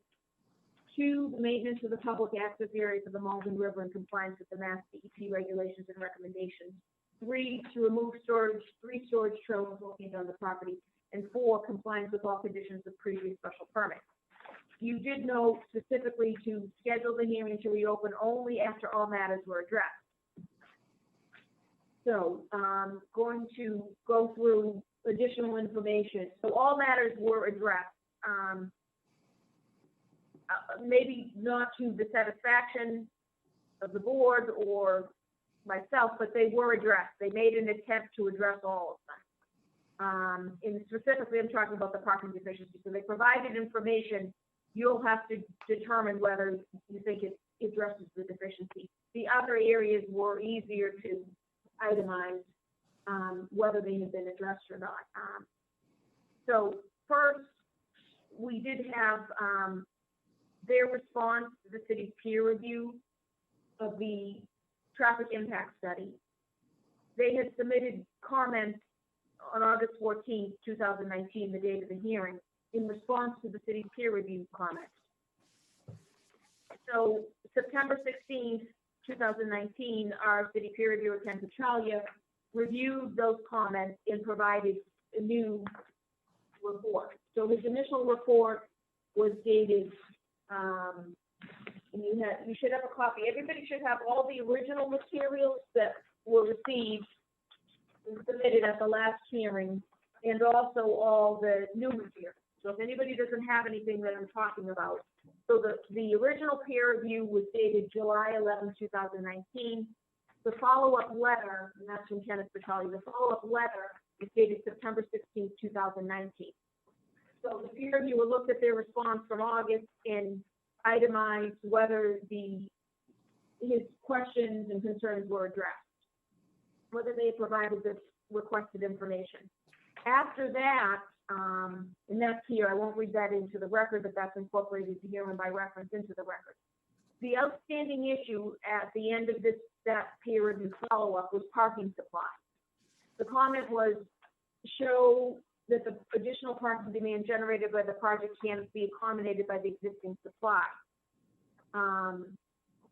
So the peer reviewer stated the parking supply is not complete for two reasons. The weekday survey was conducted 11 a.m. to 7 p.m. on a Wednesday when Social Security offices were closed at noon. It resulted in uncaptured parking on other weekdays. Second, the Saturday countdown was conducted from 11 to 3, which didn't capture the late afternoon evening diners. So further study was required to show additional parking demand generated so the project could be accommodated by the existing supply. So that was the outstanding issue. As of that, so the follow-up to that was the petitioner submitted a memorandum called Supplemental Parking Assessment. That's dated March 4th, 2020. And it's regarding parking supply and demand. You have a copy of that. That's a 3-page memo from VAI. It looks like this. They've incorporated most of this into that PowerPoint presentation, the numbers, etc. However, when the city peer, now two things happened. COVID happened, but we also, as we were receiving information from the petitioner on the status of the other outstanding items, the river, the trailers, etc., we had never received this. So we didn't receive this till July. They thought they had sent it. We didn't have any record of receiving it. So it's dated March 2020, and we received it towards the end of July. And the city peer reviewer began to look at it then. He had questions, not so much about these numbers, but specifically a question that one of the board members had asked, where this memo said, basically, in a nutshell, what it said was existing parking supply will be adequate for the proposed food court. The peer reviewer, the main question he had was, how much parking do you expect the food court to use? Because we knew the zoning required 138, but we wanted to know how much parking. We were seeing the numbers showing how much was vacant on these days, but we wanted to know how much was used or expected to be used. So in response, the petitioner told us 100 spaces. That was the number that we heard. In response to that, the peer reviewer asked, where are you getting the 100 from? What is that based on? And in response to that, the petitioner submitted, and this was referenced in here, the IPE parking manual, which is certain standardized information. The peer reviewer did not think that information was reliable to use, for several reasons. Specifically,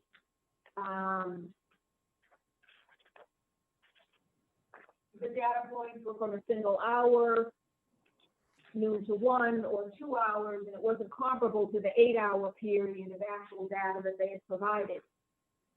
Also, they didn't think the 9 data points were a good indication, and so the lack of data points in the few number of studies. So he didn't think that was reliable. So we asked the petitioner, can you give us any other information? You know, perhaps a business plan, customer projection, something to support this 100. That's when they did submit those customer projections, which is that chart that you all have. It looks like this, the cover projection. In this chart is where they also projected the reduction in seats to 154. So unfortunately, this came in kind of late, and so we've been back and forth almost on a daily basis trying to sort through this and get the questions answered. So we did today receive a response that answered some of the outstanding questions that the peer reviewer had. One was the actual number of parking spaces, because the March memo said there were 294. As the parking plan shows 300, we wanted to know how many parking spaces. So they come in and told us they verified the count, 298 spaces. Not counting cart spaces and not counting 2 hatched spaces near the river that DEP requires them, so 298. So that just came in today, so I did not, the staff report was not updated to reflect that. So the actual number is 298. In terms of the 100 parking spaces, we again asked, is there a reliable basis for the projection? They referenced the parking manual again and went through a lot of the information. I won't go through it again, talking about it. Freestanding restaurant versus, I guess I'd say quasi-accessory to supermarket. We asked, does it include employees? Does the 100 space estimate include employees? They said it does include employees. We asked, is the floor plan changed once they had proposed to reduce seats? They submitted that revised floor plan that's part of that PowerPoint. And then we asked, if the 100 spaces was based on the 252 seats, is there a different projection for the 154 seats? Long story short, I guess, this just came in. The city peer review has not looked at it. I spoke briefly with him. He wasn't in the office when this came in. And I don't know, I'll be honest with you, even if he did look at this, he would give any different opinion. He didn't think the IPE manual basis was reliable, and he gave those technical reasons. So he's not offering, you know, any more opinion than what was in September 16th. And then, like I said, I do have his written statement about the reliability of what they're using the 100 on. So not suggesting that there's more that the peer reviewer produced, so I don't see any reason that you would want to table it to allow him to review these other answers. I think it's essentially a lot of the same information. We had asked as well, is this actually accessory to the supermarket? There was a lot of reference to shared parking, shared customers, and we were told, which is what you heard in the presentation, in this email, it's not. It is a standalone restaurant, but Mr. Wu owns and operates both. So currently, there's a current owner of both. So that was how that was left. I did just want to clarify that point, that the peer review had not seen this final stuff, nor could I say he necessarily, well, I could say differently, he didn't agree with the 100. He wasn't able to say with certainty that that 100 was based on either a reliable standard or something that he could, you know, as they say, hang his hat on. So I think I heard the petitioner at the beginning say the peer reviewer was on board with all this. the peer review had seen everything up until the stuff that was today. I won't say that, I don't have anything, he's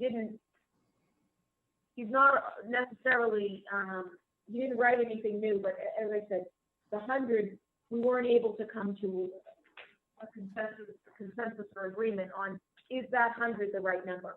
He kept going back to the zoning. The zoning requires 138. I said, yes, it does. We couldn't reconcile the 100. So I'm leaving that for now. Email dated July 23rd, 2020 from Christine Hawks. You should have a copy of that. There's a, looks like this, it's highlighted. It's from, she's the Assistant Director of the Waterways Regulation Program, Mass DEP, regarding Chapter 91 compliance. The owner, the manager of the owner, Hamilton Properties, was involved over the past couple months working to try and, get this resolved. They completed the stone dust pathway as of July 22nd.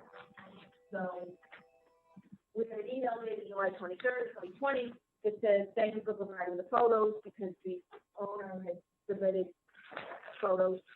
Based on this information, the site appears to be in compliance with Chapter 91 in its regulations. And that's from Christine Hahn. So that was that piece of it. The other new information you received was what I just mentioned, the spreadsheet titled 188 Commercial Street Cover Projections. That was received August 18th, 20 from petitioner. So I would say that's all the new information we have about those things. The storage trails were removed, I would say, within, I want to say it was last fall, the 3 storage trailers were removed. And they're still removed. I will note that when I was out there Monday, there was active delivery trucks parked in the lot. I mean, there weren't cars, they were just parked across the lot unloading. So I think they were unloading for the beauty supply or one of the other businesses on that side. So they weren't station storage trailers, it was an active trailer that was unloaded. There was also a truck at the Super 88 loading zone, which is, where it's supposed to be. Compliance with all conditions of the previous special permit was the other issue. And I had run through those. Pat was talking about September 11, the 2011 decision. You all have a copy of that in here. And we determined compliance with everything. So that is that. So that is everything that we've received. You did table the hearing, not just your decision. So I know you're going to open it for public comments. We do have several letters that were received. We can read into the record. The parking, I will just quickly update before we get to that. I mentioned the difference between the as-built parking plan, what the traffic memo showed, and what the petitioner reported, 298. So I had revised this parking chart, which is the second page of the supplement, for the 294. It's actually 298. So that means they are actually short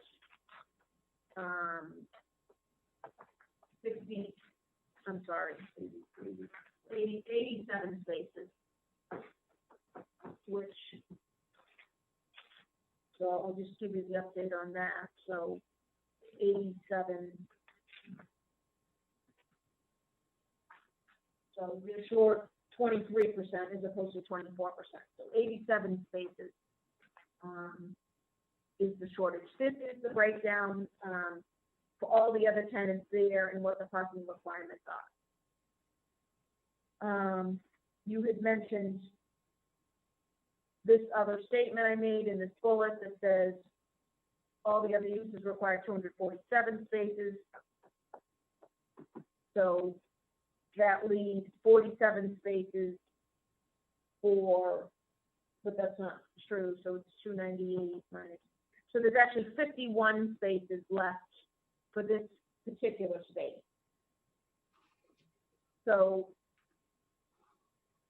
to the chairman's point, the restaurant could be 4,250 square feet inside if it were to comply with our parking requirements.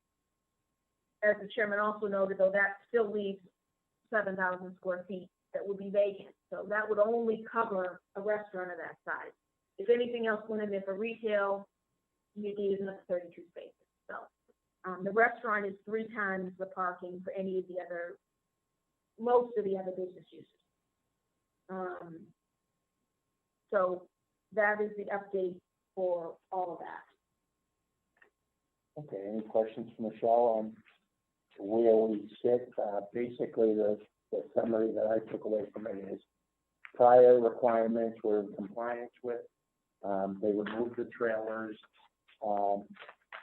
It looks like they got buy-off from PEP on the issues associated with the river.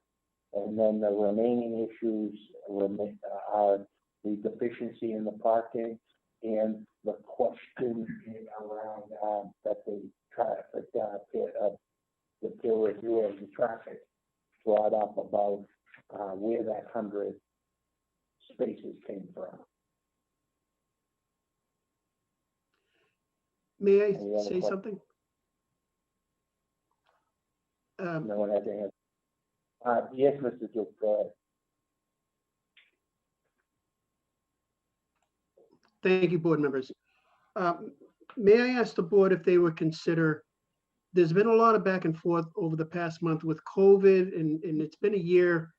This board has put a lot of work into this. Ken Petraglia has put a lot of work into it. Michelle has put a lot of work into it.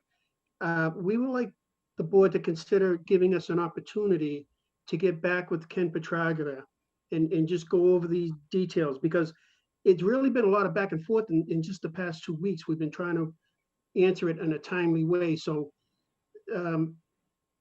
here we are today, and I just rather not give it all up. I know Ken is still not on board completely, but I think we can get there with the numbers, and I think the seating. I think everybody agrees that the parking may be underutilized in that place, and a lot of the this restaurant use, the food court, will be used on weekends when the bank is closed. So all of these things is really what Mr. Mr. Ham has pointed out.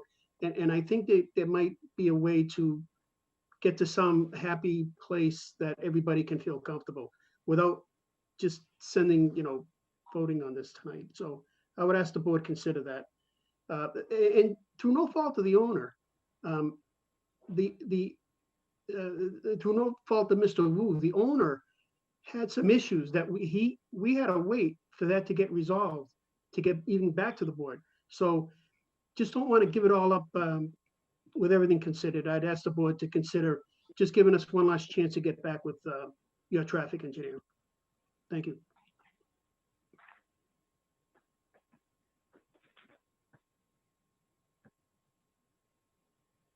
So we would proceed and hear the testimony, and then if the board decided to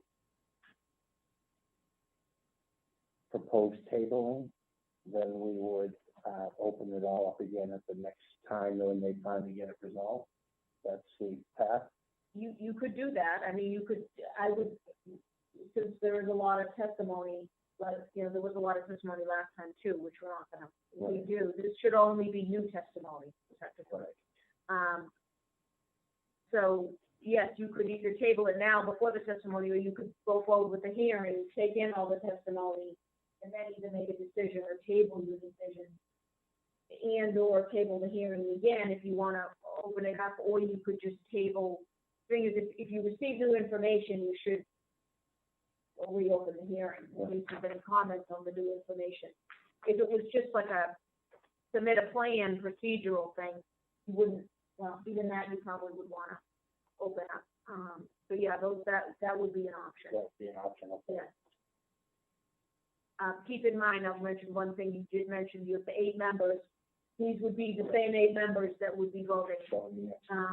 Even though, Lisa did hear all this testimony, she didn't hear that August, and one of the two of the other members heard the other testimony, but didn't hear this testimony. So you definitely are going to be locked in with these the 8 members that are voting tonight. Right. Well, understood. Okay. And I would say if you're gonna also move forward, we can get to that, but maybe you might want, I think they did give a lot of information, but some more information on this business model. If he owns and operates similar food courts, maybe we could get a little more information on how this works. I am still a little concerned that this does say tenant space.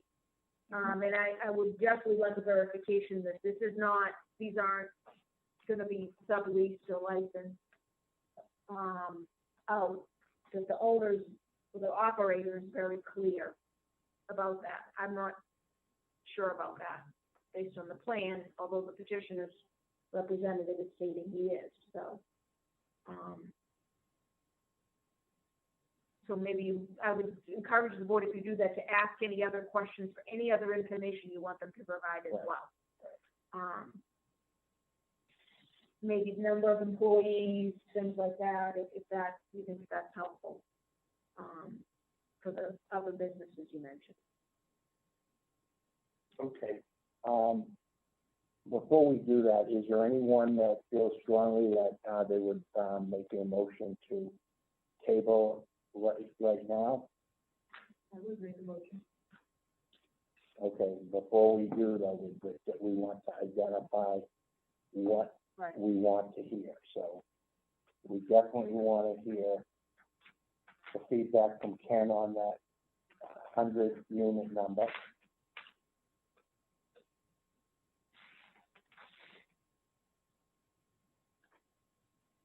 We would want to hear about the number of employees associated with Super 88, with the proposed restaurant, and I'd like to see an estimate of all those in the plaza.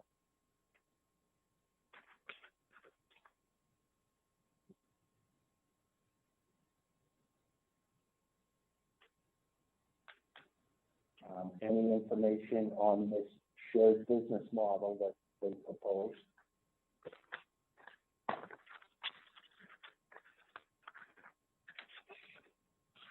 Verification on the plan saying that they're going to be leased kiosks, and the testimony tonight that they're all going to be owned by Mr. Wu.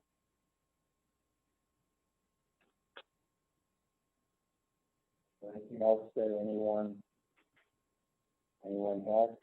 Can I ask a question? Yeah. Okay. Would this street ever be subdivided into two types of use so that the parking could be satisfied in a smaller, with a restaurant, in a smaller space and your own car?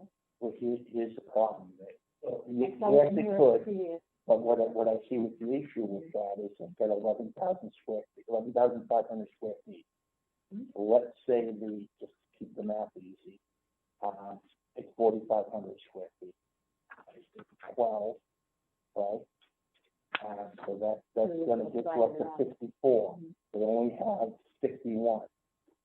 So they're already short, and then there's another 7,000 square feet that they've got no parking available on site to satisfy the issue. So I think the way they have to do it really is if they were going to subdivide this 11,500 and not have it be restaurant use. Right. Have it be a lesser here in this case, so I don't know if it would be wholesale distribution and retail and restaurant within that 11,000. Yeah, they'd have to come up with some combination that fell within that 50 spots for the remaining pieces. Right, the retail itself is gonna require 4 spaces per thousand. So retail use of that space already requires 44. Right. So that's almost right. full. It's only leaving 7 spaces left for that. But on that note, I think, and it's up to the board, but it may be worth for the petitioner to explore if this really is owned and operated by the supermarket, and it's almost sort of accessory to the supermarket, same employees, same customers, maybe similar to that, market basket model where within the market basket, there's a little food, you can get this, you can get that, there's tables you can sit at, you can sushi, sandwiches, and I'm not saying that is his model, but then it wouldn't be separate parking for the accessory it would be accessory restaurant. It wouldn't, you still would need to come in for the permit, but you wouldn't be looking at the same parking requirements. It would get added in as regular retail parking. So that might be the other option to look at. If half is retail and the other half or whatever is part of the supermarket. But, I mean, I'm not, redesigning your plan, that would be another option. If again, if it's owned and operated by the same person and the food's back and forth and the employees are back and forth, things like that might be. But I would like, before you do vote, feedback from Ken Petrali regarding the 100.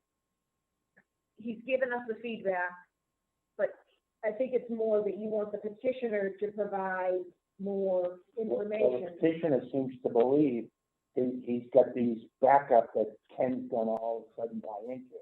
If they're pulling the data from a book or Right. one of those the traffic guidance books, Right. I don't know that Ken's ever gonna agree with that based on his previous letters to us. Right, yeah, Right. he didn't But- agree with it, right? But the petitioner seems to think he has a way of convincing him that using numbers out of the book is valid for an on-site location count.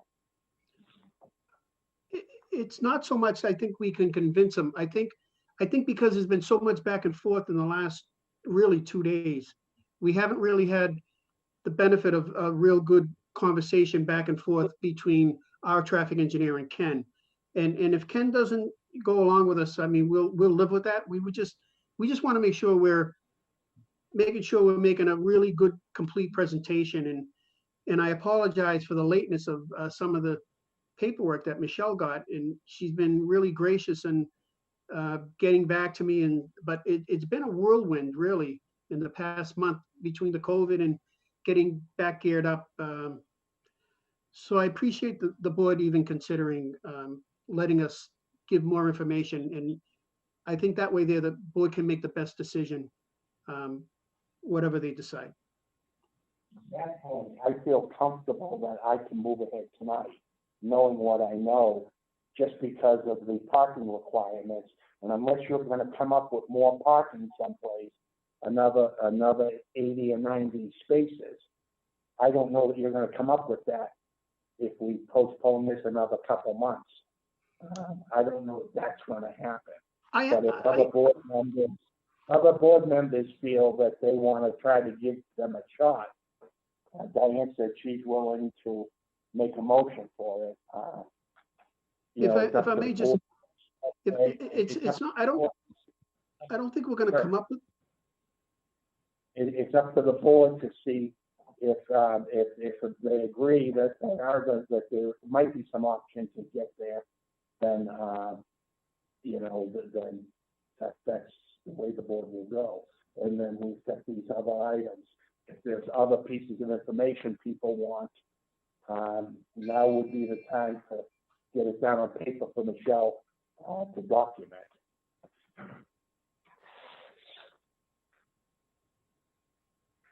Is there anything anyone else wants to add? Oh, I'm sorry, are you playing with your pen or are you? No, they're both, but I do want your attention. Okay, yes, Eric Henry. Thank you.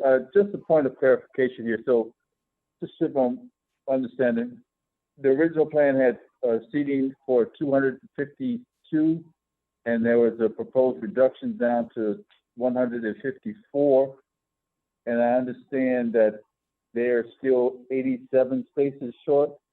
So I just wonder, how many spaces were they short before? Was it 91? Oh, the same one, because the parking requirements aren't based on number of seats. It's based on the square footage. So the square footage previously was 11,500 at 252 seats. The square footage was 11,500 at 154 seats. So the parking requirements remained 138 in each one. What's moved around is the total number on the lot. At one point, they said it was 300. At one point, they said it was 294. And as of today, it sounds like they said it was 298. So they didn't change the size of the proposed facility. They only changed the seats it comprised in and that wouldn't have changed the requirements of the zoning ordinance. Thank you. They're short 94 spaces. Is that what I said before? No. 87. So they're short 87 spaces. Any other questions? Diane, do you still want to make the motion? Well, I just have another question for clarification. You had mentioned, Michelle, if say we went through the motion here, and we went through the entire meeting, I just lost my thought. But you said something about if they get denied, if they got denied, would they be able to come back again with a new plan that would say that it's more of an accessory to the building? Or is that something that they're kind of, out of whack? Yeah, I mean, I didn't mean to, if I said denied, I didn't mean to say that. No, They could modify the plan. If they want to keep their place, before the board, they could propose to modify the plan. They could also just withdraw the petition and refile. If the board disapproves this particular plan, unless it's, on its face, a different plan and proposal when it's filed with the building commissioner, it would have to go through a two-step process to be able to be heard within 2 years. I think accessory restaurant to the supermarket probably is different enough on its face. But I'm not, I'd have to look at the actual application and whatnot, so they wouldn't be bound by the 2-year prohibition. If that's the direction you're going in, I would strongly recommend a withdrawal without prejudice, not a disapproval. If you do want to see something come back, because otherwise we're going to have to sort that out. It may need to come back before the board for you to determine that there have been substantive, that there have been substantial modifications, specific and material changes that address the reason for your denial. So, I wouldn't, if that's where you're going, I would say either they can modify it, you table it, they modify it, or it's just withdrawn without prejudice and they come back with a different proposal. That's what I would, procedurally, that's the easiest, those are the easiest routes. But again, I'm just, based on what I'm hearing, I was suggesting that. I didn't, that's actually not what's shown on the plan. Right. It's not what they proposed, it was just an idea, based on the info. Okay, so what are you looking to do, Diane? Well, no, I was, I misunderstood, before where you were saying that because of the square footage there, the parking. So, like you said, even if they limited the seating, even if they limited some of the kiosks, the parking still doesn't exist. So I take back the tabling part and I would go forward, only because again, you can't change the parking unless he comes back again with another thing. But that's why I brought up, does he have another chance? He could come back with a different petition. Because if the accessory helps with the parking, that might be a way to go. Okay, so you're withdrawing, you don't want to make a motion at the moment? Correct. Okay. Any of them have any questions for Michelle? Ron, could you, the petitioner back on? Yeah. Thank you, sir. Thank you. Mr. Duca, would you like to add anything else to your presentation? I would say that we understand fully we're not going to create any more parking spaces. The idea was that the parking lot is underutilized at various times, that it would allow the restaurant to function without impacting the neighborhood. But I would definitely ask for withdrawal without prejudice if the board was going to vote it down. I think all along Mr. Wu was really wanted it as an accessory use and felt that it wouldn't have made any real difference. But it's all semantics, whether it's accessory, to me, whether it's accessory use or, standalone, the parking it's either going to work or it's not going to work. And that's the opportunity I was looking to have more conversations with Ken, not to create more parking spaces, but to make, to see if he could go along with the way our traffic engineer was looking at it, because we really hadn't had that opportunity really in the last week or so. But I'll defer to the board. I'll be happy to withdraw without prejudice. You know, I So think you request us to entertain a withdrawal without prejudice. I would ask for, to withdraw without prejudice, rather than get a denial. Yeah, you're sure, so, well, we don't know that it's gonna get denied, but are you asking for it to be withdrawn without prejudice? Or, I'm trying to have it both ways. I mean, I'd rather have it tabled to get back together and see if I could work something out with the traffic, to try to convince the traffic engineer that he can make a positive recommendation. If that's not possible, there's no sense even coming back. so you're not requesting a withdrawal without prejudice?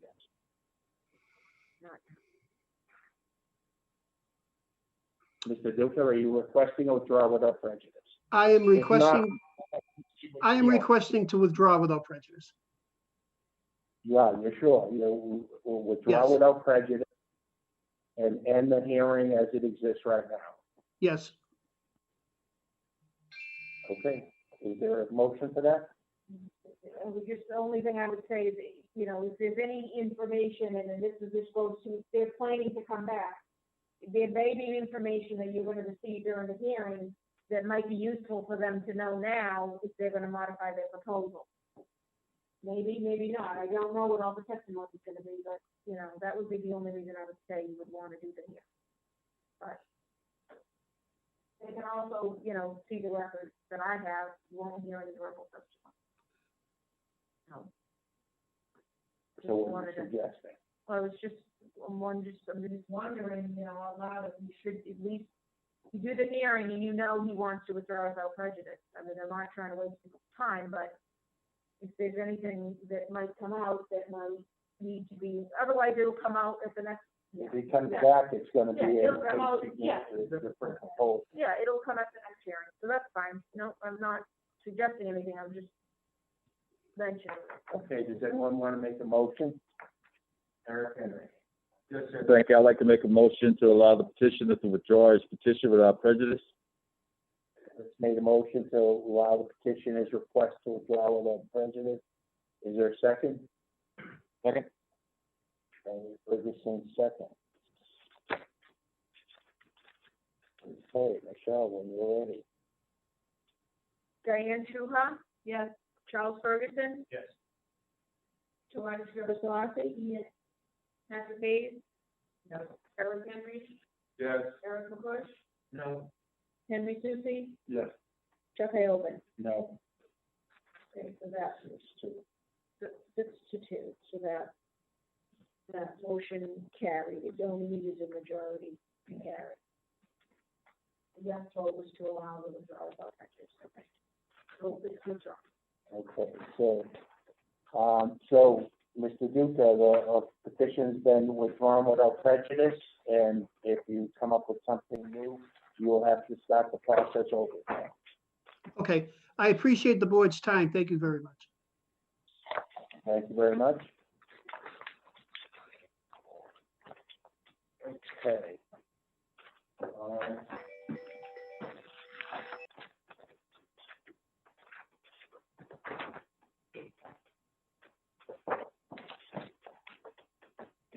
The next item on the agenda is, Michelle, I'll leave this to you.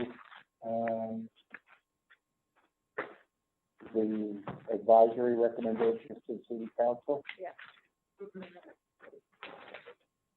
Should we tell people in Zoom that we're not carrying anything? Well, they would have heard. Oh, they heard it? Oh, okay.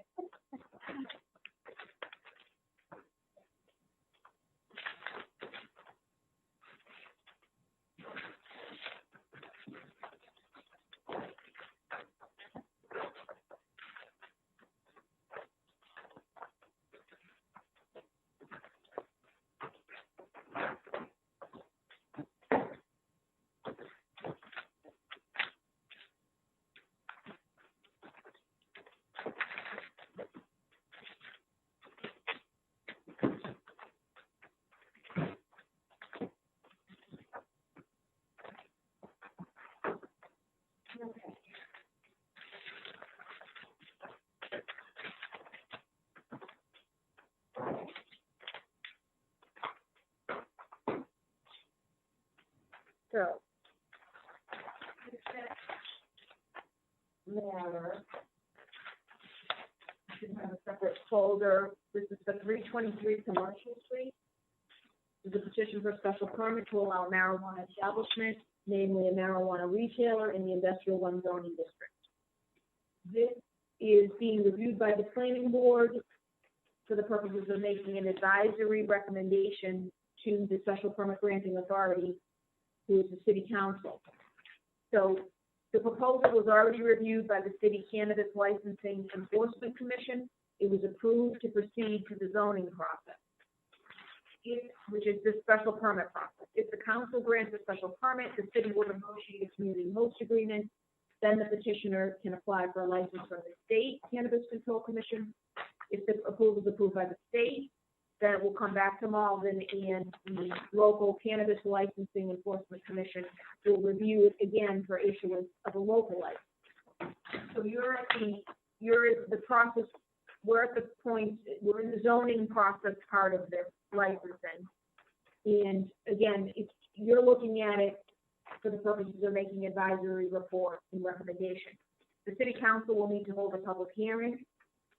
They will receive your report and recommendation. It's advisory, so they don't need to necessarily follow it, but they will receive it. And they will receive, they'll conduct a full public hearing. Then they will make a decision on whether or not to grant a special permit. So everybody is understanding what the process is. You have copies of what was submitted, the permit site plan. You also have a proposed floor plan. You also have elevations, renderings. There's another part of a floor plan, a supplemental, I would call it, that looks like this, the colorized floor plan. This is, I'm noting this because this depicts public and employee areas. I did not give you a copy of the traffic impact assessment or the follow-up memorandum. However, you do have a copy of the city's peer review report and recommendation in your package. Imagine a letter from Ken Petralia dated March 16th, March 20th, 2020, and March 16th. There are 2 letters. So we can, for purposes of this meeting, this is a public meeting, it's not a hearing, so you're not going to hear any public testimony. You just discuss it amongst yourselves and decide whether or not you want to make a recommendation. If you do make the recommendation, we would give the whole report and recommendation. So they will get all the information in this report as well as your recommendation. This report's incorporated by reference into your meeting and decision. Do you want me to go through the report or? Okay. Take us through the report. Okay, so the property consists of 2 separate parcels. They are held in common ownership. You have 323 Commercial Street and then 323B Commercial Street. When I'm talking about the property in this report, I'm referring to it as collectively, the property. So there's a 1-story building with a mezzanine floor. The total gross floor area is 17,836. So there's a first floor with 16,300 square feet and a 1,536 square foot mezzanine. The majority of the building is located on 323 Commercial Street. A small portion is located on 323B Commercial Street. The petitioners to propose tenants, their proposal is to occupy the property for marijuana establishment use. We have different marijuana establishment uses on the books. This particular one is called marijuana retailer. So it's retail sales of marijuana. They would be doing business at Mystery Mountain Shop. The proposal consists of renovating the existing building and demolishing a portion of the building that's located in the northwestern corner and western side. By demolishing that corner, they would be able to have a one-way traffic circulation pattern circulating around the building. You can see that on the site plan. I believe it's a dotted line showing portion to be demolished. There's actually parking spaces shown over that portion. So it's kind of the rear part of the building, rear and northeastern corner, western and northeastern corner. In accordance with the city demolition and alteration delay ordinance, the proposed demolition of the portion of the building will require review and determination by the historical commission. I've given you the breakdown here. This is based on the plan. They're proposing to configure the building to have these different areas: the retail dispensers, point of sales, exit vestibules, waiting lounge, vault, receptionist, offices, lounge, conference room, server room, hallways, restrooms. That's all on the first floor. On the second floor, offices, open offices, break rooms, storage, restroom, hallway, and lounge. The column, so the square footage that I'm giving you here is based on what's shown on the plans and labeled. The column that says open to public or open to employee only, P or E, those were provided by the petitioner. That's what's shown on the colorized plan. Because I had asked what was open to the public, what was open to the employees only. So I'm giving you the square footage based on the plans. Also, part of the first floor, there's a sally port, which is used according to the petitioner for delivery of products and storage of a transport vehicle if necessary.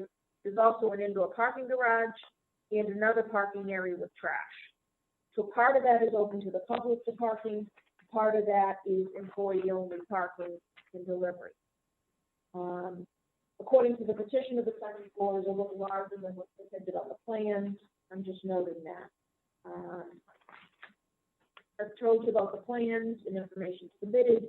I'm not going to read everything. It's all listed here. It's all incorporated by reference into this review and your decision.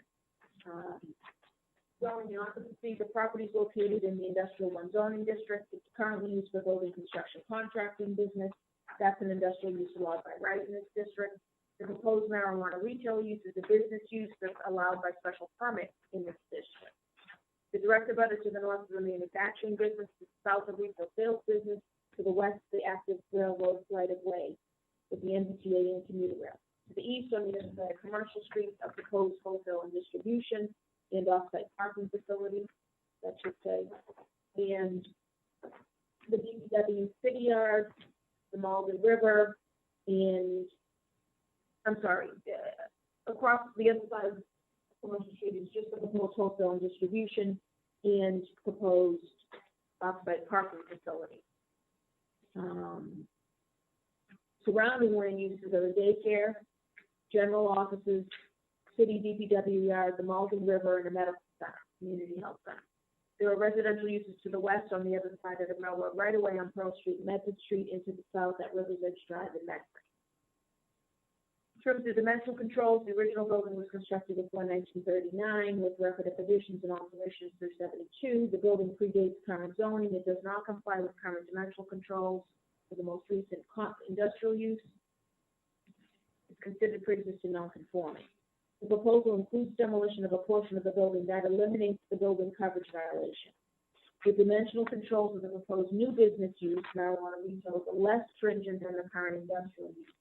So the proposal does eliminate existing side yard setback violation and building coverage violation. It maintains the front yard setback violation. It creates no new violations or nonconformities. In terms of parking and loading, I've given you the breakdown of what is required for the current use and what is required for the proposed use. And I'm not sure where that number came. Actually, okay, I am sure that okay, so the building construction contractor use, I believe, uses the whole building, including the parking garage. They're not using it for parking.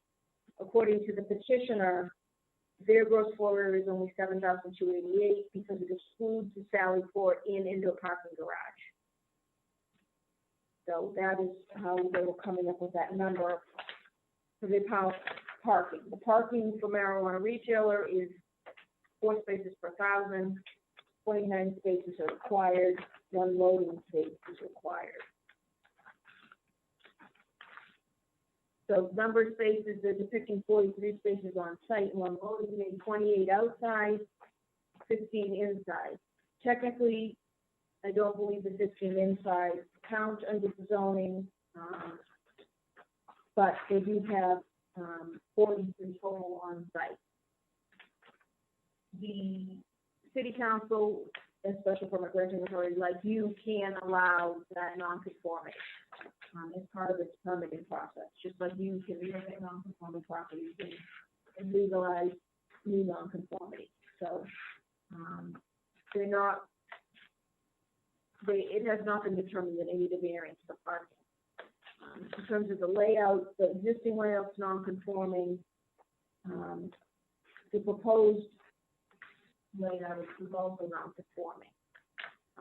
But there will now be circulation around the building, one-way circulation. Right now, there is not. In terms of traffic impact, the city's peer review report of petitioner's traffic impact access studies contained in correspondence, as I mentioned earlier, dated February 20th and March 16th from Ken Petralia. It includes the following recommendations for traffic and safety mitigation. 1, regarding signage to install stop traffic signs and stop lines at each egress. 2, pavement markings to add or update all pavement markings within the study area, including crosswalks and roadway edge lines. There was further discussion among city peer review and the traffic engineer, in agreement that the updating would be limited to striping with white 12-inch striping on edge lines and crosswalks on both sides of Commercial Street. And the improved area to be extended from the approach to Medford Street west to the western one of the new existing island that runs westerly past ABCC Head Start Children's Daycare Program at 259 Commercial Street. In terms of traffic signal timing, the proponent has agreed to assist the city to provide improvements related to signal timings at Commercial Street and especially at Medford Street, specifically to optimize signal timings to meet current Mass DOT standards. So that's a review of the proposal. I can stop there if anybody has any questions before we get into some of the specific findings that the ordinance requires recommendation. Do you know anything about the plans they submitted? I've reviewed the plans they submitted. Okay, they've got, what I'm asking is, they refer to retail dispensary point of sale. Right. Is retail dispensary, are they using kiosks to sell it? Like a stamp machine or a soda machine or something like that? Or? Hold on 1 minute, because I did ask a lot of questions about the plans, and I did receive a lot of information. So let me just look a minute through my notes to see. I mean, I see the express order pickup and I think I can envision what that is. Point of sales, I imagine, is the person behind the counter, and I'm just wondering what these 5 retail dispensaries. Retail dispensary is open to public after ID verification. Point of sale is open but separated by a counter.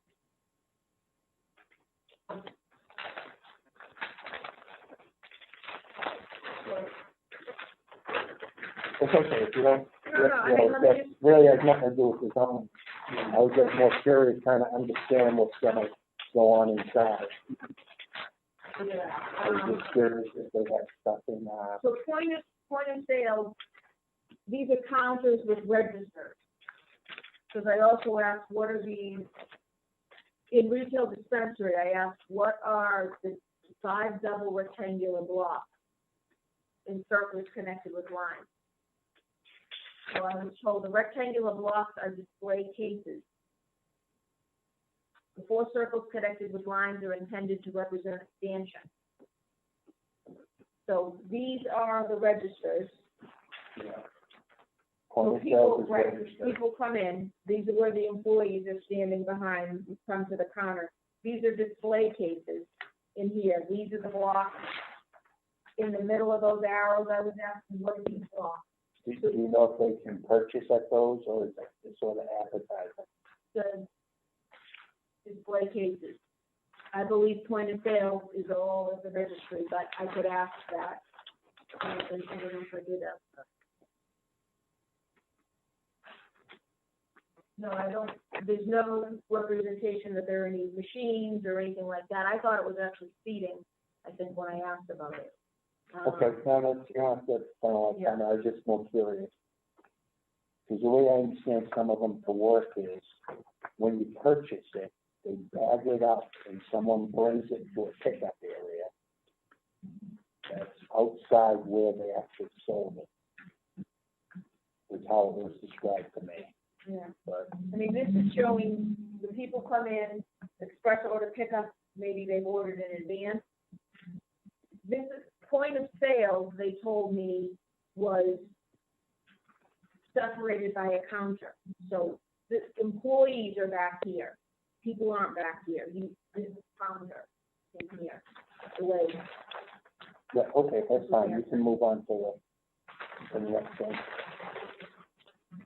Unless anyone else have any other questions?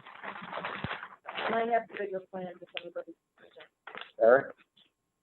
Thanks, Chair. I just have a point of clarification here. I see like on the traffic report and, I see the verbiage uses marijuana dispensary, and I see also say marijuana retailer. And you noted that there was different terminologies for different uses or whatever the case are. What is the difference between, as pertains to this, a dispensary and a retailer? Yeah, I think the dispensary name is in the state regs, but under our zoning, it is marijuana. We have one category called marijuana establishment. Then there are different categories, whatever we call subcategories. You have marijuana retailer, which is a retail sale, marijuana cultivator, independent marijuana testing laboratory, marijuana product manufacturer, marijuana research facility, and marijuana transporter. So our zoning contains definitions of all of those. And marijuana retailer is an entity licensed by the commission to purchase marijuana and marijuana products for marijuana establishments and to sell marijuana and marijuana products to marijuana establishments and or to consumers. So I'm not sure, we don't define dispensary. I think that's state terminology. I can look right now, I do have the state regs. I'm a bit confused as to why our traffic engineer is using dispensary. Well, he's using it because their traffic study calls it a dispensary. I think maybe in some cities and towns they use that term, but that word dispensary, he copied, or he took that term from their traffic study. But let me just see if I can find dispensary. Well, marijuana retailer is the same exact definition. We took which I'm remembering now. All our definitions came from the state definitions, so that's good. There are registered marijuana dispensaries, but those are medical marijuana. So medical marijuana treatment centers are registered marijuana dispensaries. I'm not sure. He knows that it was a retail. Because I gave him we worked on the scope together, he saw the plans, and I'm 100% sure, because I have it here, their traffic engineer called it marijuana dispensary. That's all through their report, so. He referenced their report, so he used, here's the original traffic study. It says 323 commercial marijuana dispensary. Here in the paragraph, they call it retail marijuana facility. Consists of retail dispensary and related office space. So this is just a word they're using. It's not defined in our ordinance, so. Just an issue of say what you mean and mean what you say. All right, thanks a lot. Michelle, just to clarify, these, they look like couches along the sides, those are actually display cases. No, the couches are couches. Oh, okay. There's seating, the seating, at least I didn't ask about that. I thought that they were couches. seating area. Okay, so it is a seating area. Right, it's these 5 blocks. See, inside the arrow, those are display cases. That's what I wasn't sure what that was.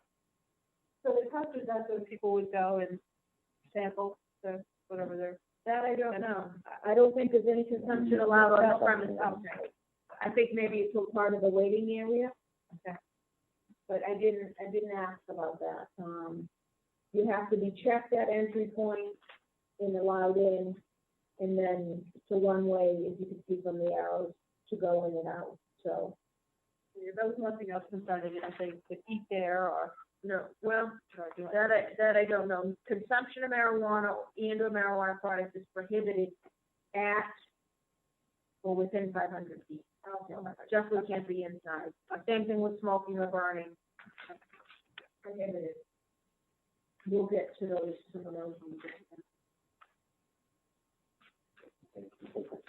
Sure, okay, so our ordinance has different controls and requirements, as this board probably remembers, you were, we held the public hearing jointly with the city council, ordinance committee on this ordinance. The final ordinance, includes, that was ordained by the city council, includes that the proposal must be in conformance with the following controls and requirements. So one, the city council must find that any increase those parking requirements will not be more detrimental to the neighborhood. Must be located in a permanent building and not within a mobile facility or movable structure. Not be located inside a building containing residential units, including transient housing, such as hotels, motels, dormitories. Must be the principal use of the property. May be accessory only to another type of marijuana establishment at the property, at the same property, and shall be prohibited as an accessory use to any other use. The location must comply with the following buffer zones. All distances measured from the closest property line of the proposed marijuana establishment to the closest property line. That, as of the date of the following, the petition for the special permit for the marijuana establishment is lawfully used for the following. So no marijuana establishment shall be located within A, 75 feet of the substance abuse treatment center as defined by this ordinance.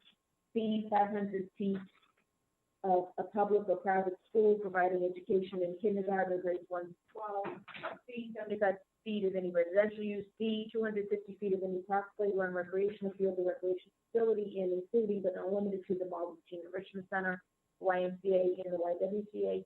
E, 75 feet of any religious facility, and F, 75 feet of any daycare licensed by the Commonwealth of Massachusetts. There's an exception if the property is in the overlay district. This one is not, so I'm not going to go through that. And the building commissioner and zoning enforcement officer, Nelson Millers, has determined that the proposed location complies with all applicable buffer zones, which are all of them. So that would be 5A through F. So the city council must make certain findings in order to grant a special permit. For a special permit to be granted, the city council must find, 1, that the proposal will not be more detrimental to the neighborhood, 2, that the proposal is not in conflict with surrounding land uses, 3, that the proposal was in the interest of the common good, 4, that the traffic and traffic patterns generated by the proposal will not adversely impact any of the surrounding streets or create safety or traffic hazards, 5, that the proposal will not generate any noise, odor, fumes, vibration, heat, or other conditions that may be noxious or cause a nuisance to the community, danger to the public health, or impair public comfort and convenience. And 6, the proposal is not detrimental to the health, safety, or welfare of the neighborhood or the city. So they will need to hold the hearing, review everything, and make, findings of fact that support making those findings. If they're able to do that, they would be able to, grant a special permit. So the recommendation I prepared is obviously private public hearing, and it's made provided that the city council finds the proposal to be in conformance with those required controls and makes the required findings. So this would be a recommendation that I would recommend that you make to the city council. The special permit be granted subject to the following conditions. Do you want me to go through and read them? Or, okay, so 1 is that all development shall be as per plans, which are incorporated here by reference and except where modified by these conditions. 2, the retail sales area open to the public shall be limited to the location, area, and size shown in the plan. Any change shall require an amendment of the special permit. 3, regarding the portion of the building to be demolished, file a notice of intent to demolish application for review by the historical commission and obtain a determination of significance. 4, install, repair, replace sidewalks, driveways, and perform necessary incidental work adjacent to the property to the reasonable satisfaction of the DPW director.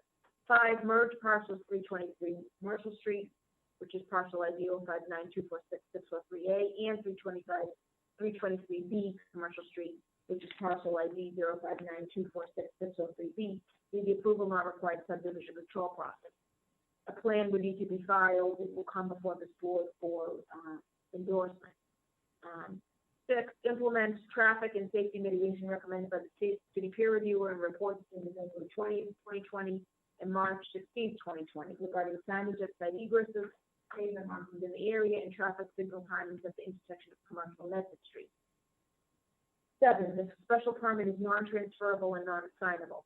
8, design and implement a security plan approved by the Malden Police Chief, which shall include without limitation all security measures for the site, the transportation of marijuana and marijuana products to and from off-site premises to ensure the safety for employees and the public, to protect the premises property from theft or other criminal activity, a detailed explanation of payment method, if applicable, acceptable at such establishment, and the protection and security of such payments, and if applicable, cash on site, in the presence of the security guard on site at all hours of operation. 9, consumption of marijuana and or marijuana products is prohibited at or within 500 feet.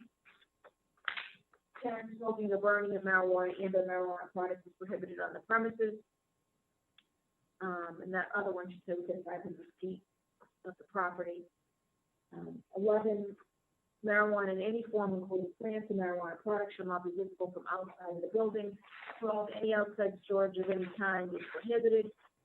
13, any outside display of any kind is prohibited.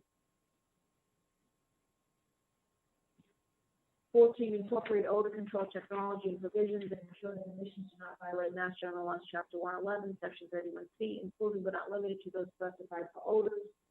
15, prior to issuance of any building permit, occupancy permit, submit copies of the following licenses and approvals. A, valid license issued by the Massachusetts Cannabis Control Commission as defined here in this ordinance. B, a fully executed community host agreement with the City of Malden as defined here in this ordinance. C, any required license and or approvals issued by the Malden License Board. And D, any required license and or approvals issued by the Malden Board of Health. I will note that conditions 7 through 15 are required conditions to any special permit in all cases as per the zoning ordinance. So those 7 through 15 will require for all special permits for any type of marijuana establishment.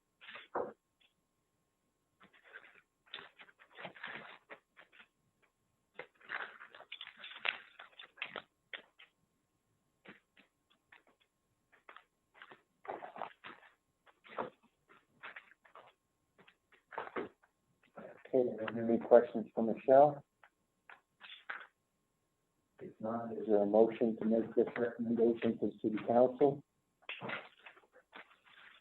Eric Kush, and, Eric's gonna make a motion. Make a motion to, recommend to the City Council that they grant the special permit subject to all conditions.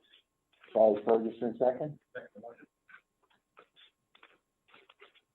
Motion made by Eric McCush, properly second by Charlie Ferguson. Do you want to do a voice vote or an all in favor vote, or is the majority, so it's up to you. Do a voice vote? I mean, an individual vote, okay. That is a voice. Individual. No, I don't know.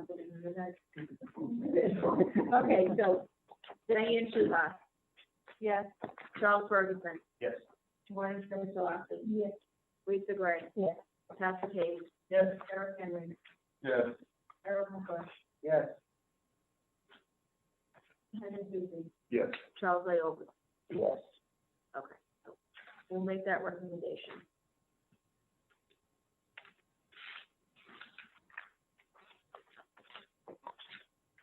And the other two on, The other two are not ready. We are in the process, they are in the process of preparing and finalizing, follow-up comments on the traffic impact studies. This is for 7 Linehurst Road, so they're very close to wrapping up. Once they provide the additional information, will complete the peer review. And for 1130 Eastern Ave, they still are in the process of preparing the traffic study, so that's a little further along. I know, tentatively, the city council will be looking to schedule these hearings sometimes within the next 60 days. So hopefully at our next meeting, everything will be in order to review those two and make recommendations before. Okay. And did you have an approval on that file? No, that did not ever get filed. Okay. So that's So not. we don't have that. So next item on the agenda is update for Community Preservation Committee. Ken wasn't able to make it this evening, however, he did provide an update. There's a new chair of CPC, Lisa Selda, 2 new members. He doesn't say who they are. And the Ward 5 seat remains unfilled. They've been reviewing the last of the fiscal year 2020 applications, taking a break from accepting any new fiscal year 2021 applications, while the committee reorganizes the training and hires a new admin. So that's the CPC update. Inclusionary Zoning Advisory Committee update.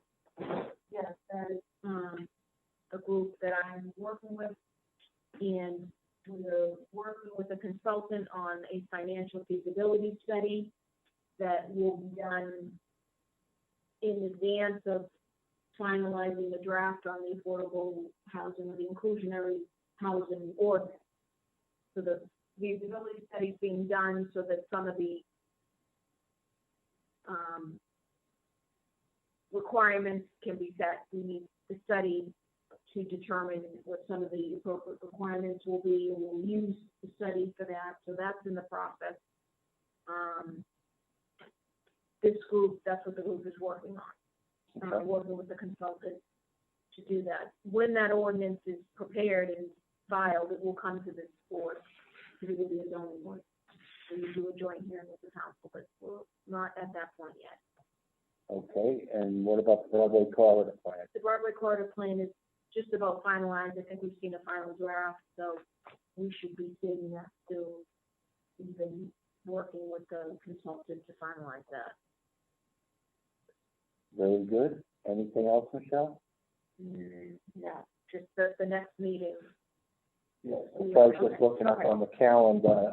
We're looking at the next meeting being September 23rd, Wednesday, September 23rd. And which point, after that, we should be back on our second Wednesday of the month cycle. We should be able to get that done. But it's the 23rd, and then the next meeting we would then have would be October 14th. So just a layout for next couple meetings. There's a handful of petitions or requests, possible cases that are floating around out there, and depending on how quickly they hit, we may have to try to slide in a special meeting if the workload exceeds more than 2. Now, we've done 2, 10 o'clock, it's been 3 hours, we did 2 hearings. I don't know that any of the ones coming down the pike are going to be any easier, so I think we want to try to stick with 2 hearings a night. What do people think? Yeah, because that one, the first one was, I mean, the second one was withdrawn. It was kind of like, Yeah, I mean, the first one was about 45 minutes. Yeah. And then Yeah, this this one was like an hour and a half. And then we, yeah, so. Okay, so we'll stick with 2 hearings, schedule 2, and then the next one we're aiming at, unless there's some sort of problem, September 23rd, Wednesday, September 23rd. Yeah, I've actually kind of confirmed that date with potential petitioners with Ron Parker, who's doing our administration with the room availability, things like that. So that's pretty set on our end, the 23rd, and I think I confirmed with everybody here. I would like to take this opportunity to thank Ron Cochran and Paul Hammersley. Appreciate all your help getting this rolling for us. Hopefully, it seemed to be okay. Some of the quality of what we were hearing through the Zoom, I think might have got lost on the bigger scale, but some of it was breaking up, especially in the first petition. But thank you guys very much for hanging in there with us and doing something special and new and different than what a lot of the others are doing. So I think it worked out really well. But thank you very much. And thank you everyone out there who attended. I still see the list of attendees out there. It's pretty extensive. Thank you for coming, and we'll look forward to seeing you next month. Have a good one. Motion to adjourn. Second for motion, Diane, motion adjourned. Second, all in favor, say aye. Yeah.